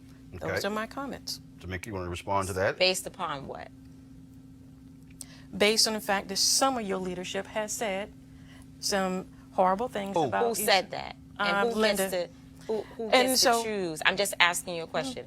Who said that we said it? Did you hear it? No, hold on. I'll ask you. What comments were made that you said were hateful and harmful? Linda, the young Muslim Linda lady. Sarsour. Linda Said what? Sarsour. She has said through Twitter some things that have been disparaging. Like what? About, and a two-state and about Israel. So my thing is, I'm just saying, I'm going by what I'm seeing on social media. You're saying that yes. You believe that because Linda Sarsour has said that there should be a two-state solution, you're calling that hateful? No, but not just a two-state solution, but she's also advocated violence against Israel and been supported. That never happened. And that's so tell me the exact Show me the quote. proof. Show me the quote. I'll go through and look, but this is what I've seen and read on social media. Hold on, wait. Let me just hold on. You're saying you have seen and read where Linda Sarsour has advocated for violence against Israel. So I need to see the proof. Tamika, go ahead. So the bottom line is, this is what happens. They start lying. Never happened. Linda Sarsour has probably said, and I don't know for sure what tweet or whatever she may be mentioning, because I know she didn't advocate violence against anyone. Linda Sarsour is one of the most beautiful women I've ever worked with, and she doesn't advocate for violence against anyone. What she has said is that if you are killing a particular group of people, that there may come a time when those people retaliate. And she has said, let us figure out how to heal everyone so that there is no bloodshed. That's what she said. She's not advocating for violence against anyone. So that's just a lie. And I'm just going to tell you the truth. So if you make that claim, show me the proof, and I'll put it on the screen. But I want to see the proof. Scott. Yeah, Tamika, I think your presentation today, I couldn't have done it better in front of a jury. I mean, it was just real and thoughtful and appropriate. I'm always concerned when our white brothers and sisters call for us to condemn our leaders and to denounce them, when we don't require them to do the same for their leaders, like from the Nazi Party or from the White Nationalist Party. We got a president that won't do it and can't do it comfortably without reading it, right? So we are not a monolithic people, black people. We are not homogeneous in our political and economic thought. We are complex, and we got complex issues, just like you said. And so, why isn't, I guess for me, the question, why isn't it enough, in your opinion, why isn't it enough to disagree with Louis Farrakhan or to disagree with other black leaders who are working hard in the community at the grassroots level because of our complex issues as a community, right? Why isn't that enough? Why is it in your piece enough for them, in your opinion? Well, I think that because of, I think is the litmus test that exists, that has been in place for a long time to figure out ways to tear black leaders down. And so to whenever separate to separate us from one another, to create confusion. And so whenever they feel like one of us is actually gaining in terms of building a real sustainable movement, they begin to use these different tactics to try to discredit you. And, you know, the litmus test that around Minister Farrakhan has existed for a long time. Right. Absolutely. So I think that's one of the reasons. Greg Carr. Yes, I want to echo. I want to thank you, Tamika, for being not only for your work, but for being courageous enough to take this stand. As you said, they didn't want Martin Luther King to meet with Honorable Elijah Muhammad, and there he is sitting in his living room like, I don't care. But that takes great courage. For the young people in particular who are watching this, who will be participating in the march this weekend, some of whom may be on the fence because of propaganda, because social media and technology has disrupted everything. So like you say, you got Twitter activists and people who wouldn't bust a grape in a fruit salad, who've never done anything, gonna put up the courage to talk about you, we'll call the fake courage. To the young people watching this, what would you say to them to help them sort through all this confusion and get past it to this black unity? And I say this as somebody who has met Minister Farrakhan, attended many meetings, who understands that the least of these, the rejected by this society, there's a reason why they gravitate to the Nation of Islam, because they are not turned away. You talk about marginalized people. What would you say to those young people who are watching you now, who have seen you lay this out, and who are a lot more clear, but still may need a little bit more to understand what they should do next? I would tell them, first of all, they need to make sure they're studying their history, that there's always been tension in movements. There's always been confusion, and in fact, white supremacy is set up in a way that it is supposed to create confusion so that people are not able to get focused and to unify. So what is happening right now is that there is a power grab that seeks to take away your voice, really. That these young people need to know that they are the energy. They are the energy that is needed in this moment to keep this movement going. My job is to be here to facilitate a place for them to have a voice. It is not for me to be the leader that is exalted, that everyone is going to love, because I'm definitely flawed. I'm going to make mistakes. I'm certainly not going to do everything right. But this movement is about all of us. And so young people who are watching need to know that they're showing up not for Tamika Mallory, not for Linda Sarsour, not for any of those things. You're showing up for yourself. You're showing up because your parents may be a part of those who are not working right now in this government shutdown. You're showing up because we're releasing a policy agenda tomorrow that deals with gun violence, that deals with immigration policy, that deals with issues, health care and reproductive justice, you're showing up on behalf of yourself. You go to movement spaces to get more courage and more resources and information to go out and be a stronger movement, and to be a stronger leader in your local community, but not to be there just because you like one person. So that's what I would say. I want to bring in Adam Serwer of The Atlantic. And the reason I'm doing that, because Adam, back in March of 2018, you wrote a piece. Here we go to my iPad. You wrote a piece, and it was called "Why Tamika Mallory Won't Condemn Farrakhan." To those outside the black community, the Nation of Islam's persistent appeal, despite its bigotry, can seem incomprehensible. You wrote it from a perspective of being black and Jewish. Can you, just your thoughts about all of this drama that we have seen over the last year or 2 years?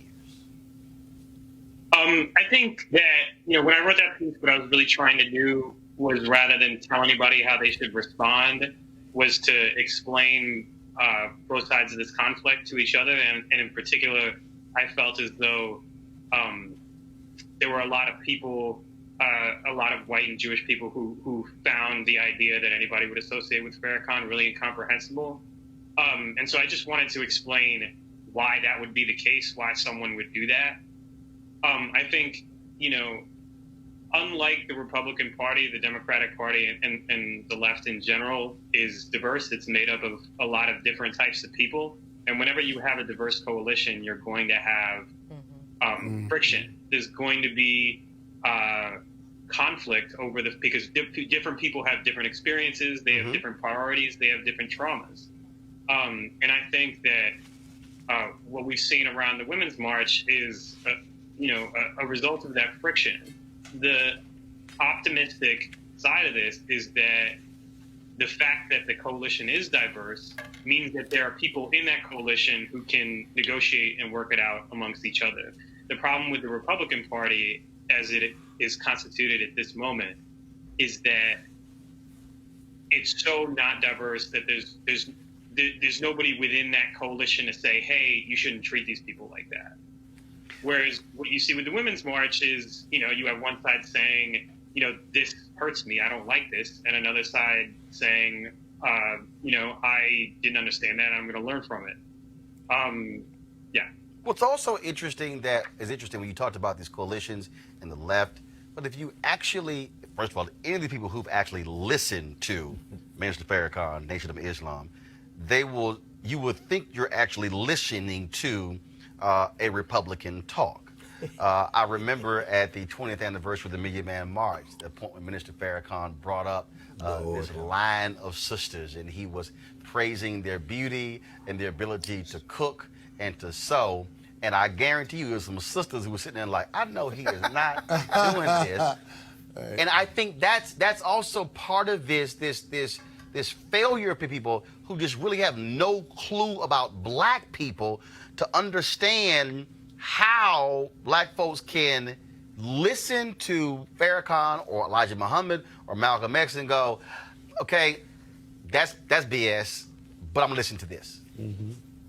Right, and I think Farrakhan's ideology is actually pretty conservative. It's very self-sufficiency and economic independence and black capitalism, really. And I think that from the outside, people make this mistake of thinking black equals left when that's really not the case, and it's especially not the case with the Nation of Islam, which is a fundamentally conservative organization in the small c sense of the term.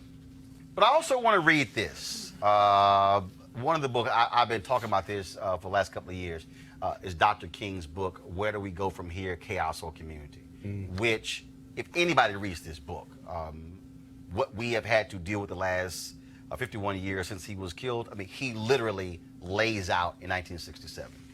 But here's a passage, and I would love to get your thoughts, Adam, and I want to bring in my panel, Tamika, as well on this. This is what Dr. King, okay, let me say it again. Everybody in the back.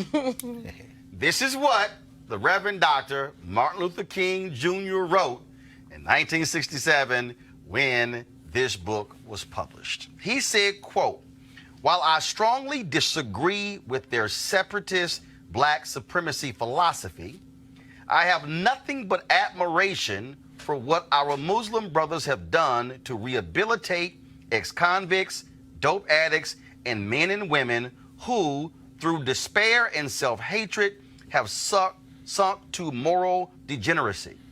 This must be attempted on a much larger scale and without the negative overtones that accompany black Muslimism." That was MLK.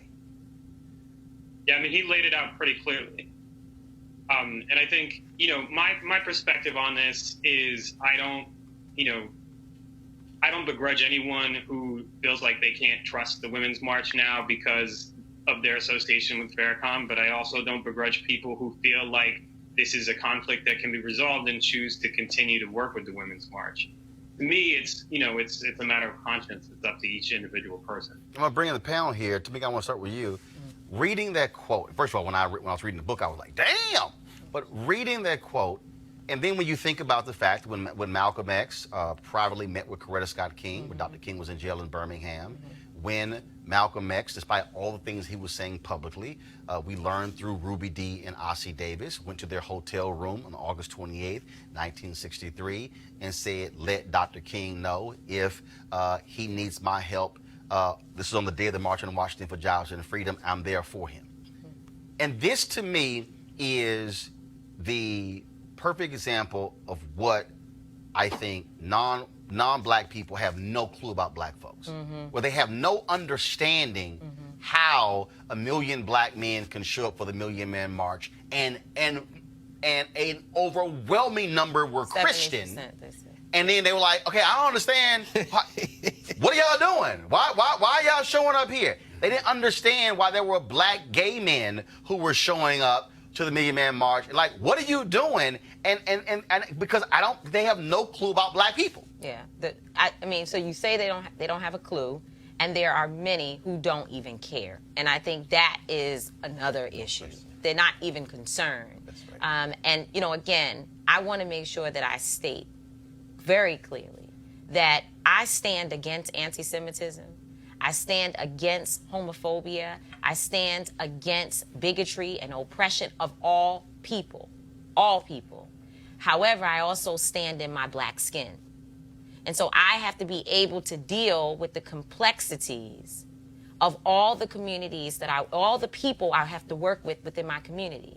And there are a lot of different people who have a lot of different ideas, who have a lot of different positions, who make up all that we need in order to just be able to get by. Forget about becoming like, you know, Barack Obama out here. I'm talking about just being able to like get a slice of bread. There's a lot of steps to that.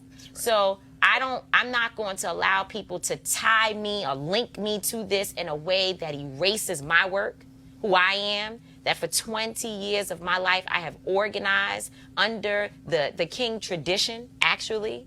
And that tradition says that we focus on fighting systems of oppression and not people that we don't necessarily agree with on particular positions. That is not the goal. There is no way for us to use condemnation and denunciation and then think we somehow going to be able to come back to the table and work together on trying to figure out these incredibly difficult issues around our children. And the other thing I want to say, because they'll run the clip and say I said that people are killing people and whatever. The question here today was whether or not my sister has called for violence against anyone. And what I'm saying is her position is that people who are put in certain positions may do things that she does not necessarily agree with. Let's figure out how to make that end. Greg? Well, I mean, brother, when we looking at the McDonald's clip last week, I think about the fact that, you know, Claude McKay wrote a poem, said, "We must die, let us nobly die." You just gonna let somebody punch you in the face? I mean, at the end of the day, I couldn't have put it any better than Tamika Mallory just put it, and you just put it, sister. I'm against all forms of oppression. I'm against anyone being oppressed. And I'm in that position in my black skin. So I'm saying I'm against anybody who harms any African who's in harm's way, any human being in harm's way. But when you think about that in the context of our struggle, you also said it brilliantly. There are some people who just don't care what black people think. Right. Any argument we would have here, they're looking at all of us in the same way. And when I think about the fact that the Nation of Islam, I mean, you know, I knew Khalid Muhammad, you know, I mean, you know, I knew Jesse Jackson. You go all the way across the road. You can go Barbara Reynolds. You can talk about anybody in our community. We are not a monolith, but one thing we all agree on, we're all in danger. Yeah. And so anybody who wants to condemn you, who has never done anything for us, mute. I don't want to hear. Yeah, but you know, the other thing is, let's be honest, there's on a number of subjects when it comes to black people, there is fear and ignorance out here if you don't look like me. Yes. And secondly is this, those who are fear or ignorance and who want total condemnation, ignore for the Nation of Islam, ignore their tremendous work in the prison system, in prison complex system, their work and their effective work in the community that Dr. King spoke about. But you ask about those million men who showed up, who were Christians and gay, and the issue of atonement and personal welfare and handling your business and standing up and being a father and a husband and doing the right thing. That day, and on many days, most people don't know that Louis Farrakhan doesn't preach from the Quran alone. No. He preaches from the Torah, and he preaches from the Bible and the Quran. Well, in fact, if you actually read the books of Muhammad Ali, even though that was totally ignored at his funeral, that was also part of when he came in, where they were taught they had to actually read both. Same with Malcolm X, with the Torah and the Bible. I want to get CJ. So I think that's an important point for us to remember. I want to get CJ in here with a comment on that, and then I got to ask one more question. And Adam, I want you to respond to this, and Tamika. CJ, go ahead with your comment. No, I mean, being black, it is very complex. I mean, even we're not monolithic within the black Republicans. Sure. Different spheres from us. What I hope when you talk about the Women's March coming up, that you take a step back and have a dialogue with us. Who's us? Us who? Black Republicans, I got this guy. and figure out, you know, had what that red things on that it, we're confused doing me. to benefit the community. Because it can't just be, if you said there's a whole lot of us, if you're not inviting us to have a conversation. I mean, there's the First Step Act that we've done, and you talk about the work that Farrakhan has done in reform prisons. And now actually And women so- who worked on that who've been to the Women's March. So Yeah. I'm just trying to understand what, And when so- you say you want, okay, hold on. When you say you want And them I- to invite you, you Yes. know it's open to anybody. So Right. what do you mean by No, invite us? I want her to invite us and have us come in and sit down and have a closed-door conversation, to have a conversation to begin. This is the first time I've met this young lady. Previously asked anybody in the Women's March for that This kind is of the first time I've had Okay, a got chance it. to- Go ahead. All right, go ahead. So am I going to respond to that? So first of all, just the mere fact that you are a black woman, my door is always open to you, and all women Come on, in sis. general. So you call me and we can talk about anything. But I think that we're starting in the wrong place. The first thing I need is something to attract me to call you, because I need you for a reason. There's something that you must be working on that fits into the principles of what the Women's March is trying to accomplish. At the same time, the march is open to anyone. So if you want to come with your children, with your issues, bring them to the table. Other black Republicans? That's all black, Yes. any black Republican, anybody black non-affiliated, black gender non-conforming, black, anybody that you are, or any woman, you are invited to the Women's March. But if you are asking me about political parties, that is very different. You said black Republicans for a reason, and you talked about the First Step Act. What I think is that there should be some platform introduced to us to say, hey, here's where we think we can work together, and the Women's March will be open to having that conversation with you. Oh, I wanted to mention this right quick. 21 years ago, they had a Million Women's March in Philly. I remember keeping everybody's kids, my godson, everybody. It was at least 500,000 women on the Parkway. Adla Shabazz and them was there, Maxine Waters. Right. What you're in a tradition, and you notice for 20 years plus of organizing, you didn't just start. You came in that tradition. These people need to understand who you are and who black women are. The last thing I need to talk about, I want Tamika to respond to this, and Adam, definitely want to get your thoughts on this. So the letter was released, and this is what it's called. Go to my iPad. Black Women Leaders and Allies Support for Tamika Mallory, Co-Chair Women's March, Inc. Dated January 16, 2019. Dear Women's March, Inc. Board and members, we the undersigned are writing to express our universal, unified, unwavering support and love for our sister leader, Tamika Mallory.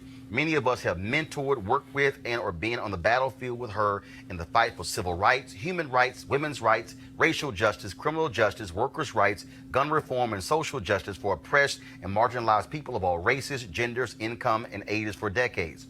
Tamika personifies the strength of Sojourner Truth, the tenacity of Shirley Chisholm, the warrior spirit of Fannie Lou Hamer, the grace and power of Dr. Dorothy Irene Height, and all of those ancestors whose shoulders she and black women across the generations stand on.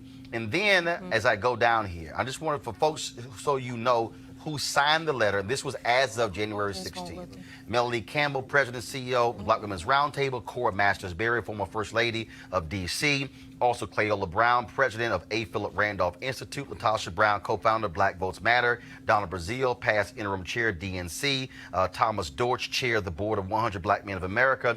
Kristen Clark, President and Executive Director of Lawrence Committee for Civil Rights Under Law. Michaela Angela Davis, journalist and activist. Rosalind Brock, Chair Emeritus, NAACP. Janetta Cole, National Council of Negro Women. Leah Daughtry, Convener, Power Rising. Derek Johnson, as he said earlier, President, CEO, NAACP. Avis Jones DeWeaver. Diane Babineau, Felicia Davis, Hazel Dukes, Reverend Tony Lee, Carol Joyner, Dr. Julianne Malveaux, Mark Morreale, Mignon Moore. And the list go Reverend Franklin Richardson, Susan Taylor, Dr. Elsie Scott, President and CEO of the Congressional Black Caucus Foundation, Dr. Barbara Williams Skinner, and the list goes on and on and on. And so first I want to ask Tamika, get just your thoughts on these black women being very public, and black men on here, being very public for their support for you. Yeah, I mean, I think, yes, they are supporting me because many of those folks have whipped me along the way, you know, got me in shape, helped me straighten my back and talk right. And No doubt. and I love them No doubt. for all the moments when they challenged me and loved up on me. But I don't think this is as much about me as it is the moment that we're in. that they see what is happening to me, what is also happening to Angela Davis, what is also happening to Maxine Waters, what is also happening to Ayanna Pressley, and they are standing up to say we won't roll over and allow it to just go without there being a response from our community. And so what I hope is that people understand that I am actually I'm in the middle here of like trying to hold back everybody, calm down, we all gonna be all right, we're gonna get through this, because black women, if you check social media after again watching Meghan McCain's behavior, and also paying attention to these last few weeks, how black women have just been under attack, I think that what we're going to see is a response from black women that I'm not sure folks are really ready to deal with. Because when we get upset, it's not like anything else. We know that no one is really going to protect us, so we have to protect ourselves. And whenever we see, and it's unfortunate, you know, and it's something I think I should say here on your show. It's very unfortunate because there are those who felt like, you know, maybe you shouldn't talk. You know, maybe you should just be quiet and kind of fade to the back and let's get through all of this so we don't cause no more issues. Like, let's just protect you. But it doesn't protect me. And it's almost like I needed to go out in the public square and allow them to attempt a public lynching so that people could see, so that folks could say, hey, something is happening to our sister. And that is also happening to too many others. So unfortunately, let me say fortunately, people are having sound conversations. Rabbis also released a letter saying we still support the Women's March.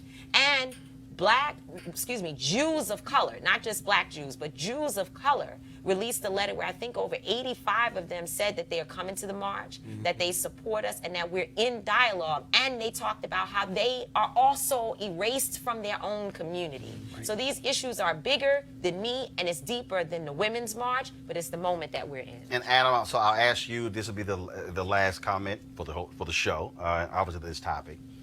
When you see that letter, when you see the names on that letter, these are folks who have alliances with many organizations and entities that are critical of Tamika and Linda and Carmen. So what do you think by having this letter being public, and they also have a petition on colorofchange.org as well, says to them, those folks who are attacking Tamika and others? Well, I mean, I think it obviously conveys a message of unity around defending Tamika from what they feel are unfair accusations, both about her and also about her colleagues. I think that, this is, as I said earlier, a really complicated issue. I don't begrudge, except for those people who I think are arguing in bad faith, and there are people who are doing that, right. Who are not really giving people the benefit of the doubt.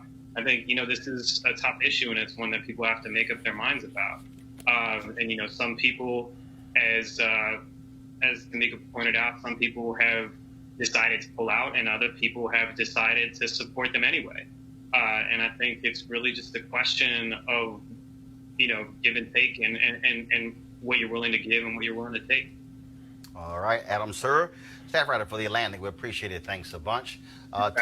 Thanks a lot. Tamika, March Saturday, what time? Saturday, folks need to, first of all, go to womensmarch.com to get more information, but we'll be gathering at 10 o'clock in the morning, Freedom Plaza.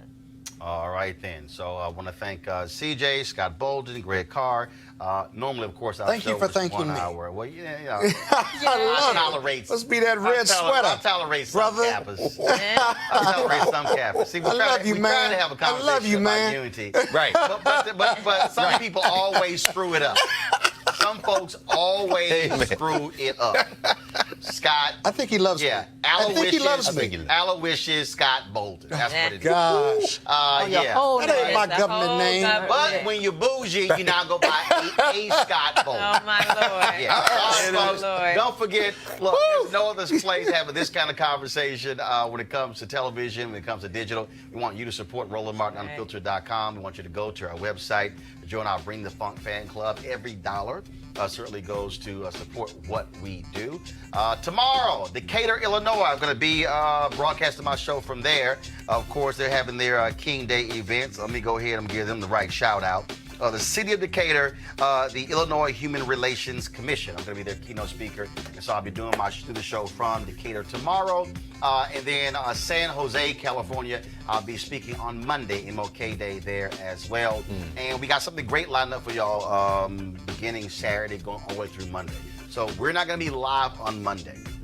What we're doing Saturday, Sunday, and Monday, I have done a series of interviews over the past year with folks like Clarence Jones, with Dr. King's attorneys, Renona Clayton, who sat with Coretta Scott King in the 5 days after Dr. King was killed in her bedroom, taking those phone calls. And wait till you hear the story of when she climbed into the casket to apply makeup to Dr. King's face when the body was returned to Atlanta. Reverend C.T. Vivian, you want to hear this story about how he was almost drowned in an ocean in Florida by a police officer, again, who literally tried to drown him in the ocean. But you got to hear his response to what he was thinking as he was submerged underwater, being drowned. Trust me, he was laughing. Y'all got to see it. We also, of course, have the last sit-down interview that Dorothy Cotton did before she died in May of last year. Also, of course, we talked to so many other people. Bill Lucy, the great labor leader who worked with the men in Memphis for the sanitation workers strike. I also had interviews just with Bernice King and also her brother Martin Luther King III. And so I had all of these conversations, and so we're going to be airing these interviews.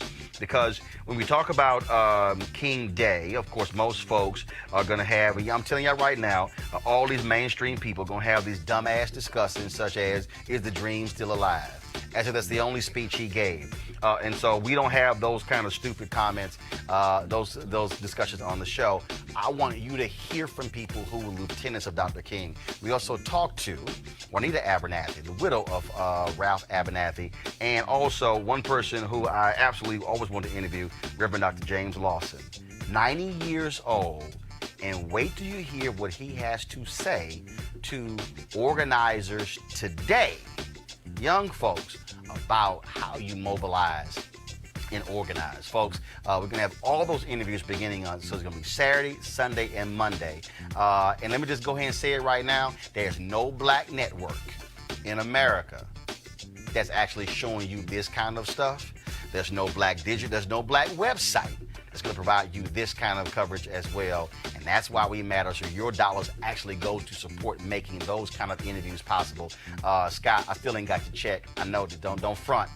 So go to RolandMartinUnfiltered.com. Y'all can use PayPal. If you ain't got a check, I can do PayPal, Cash App, or Square as well. Y'all have a great one, folks. Holla!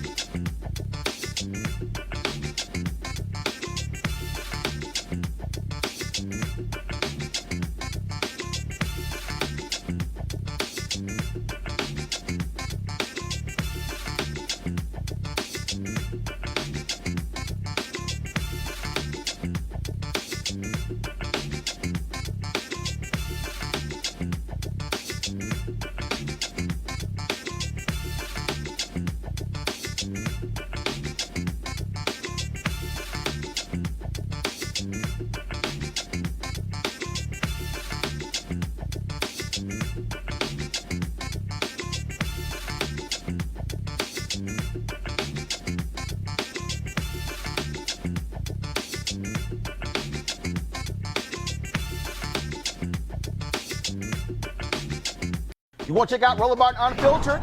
YouTube.com/Roland Roland S. Martin. And subscribe to our YouTube channel. There's only one daily digital show out here that keeps it black and keep it real. It's Roland Martin Unfiltered. See that name right there? Roland Martin Unfiltered. Like, share, and subscribe to our YouTube channel. That's youtube.com/Roland S. Martin. And don't forget to turn on your notifications so when we go live, you'll know it.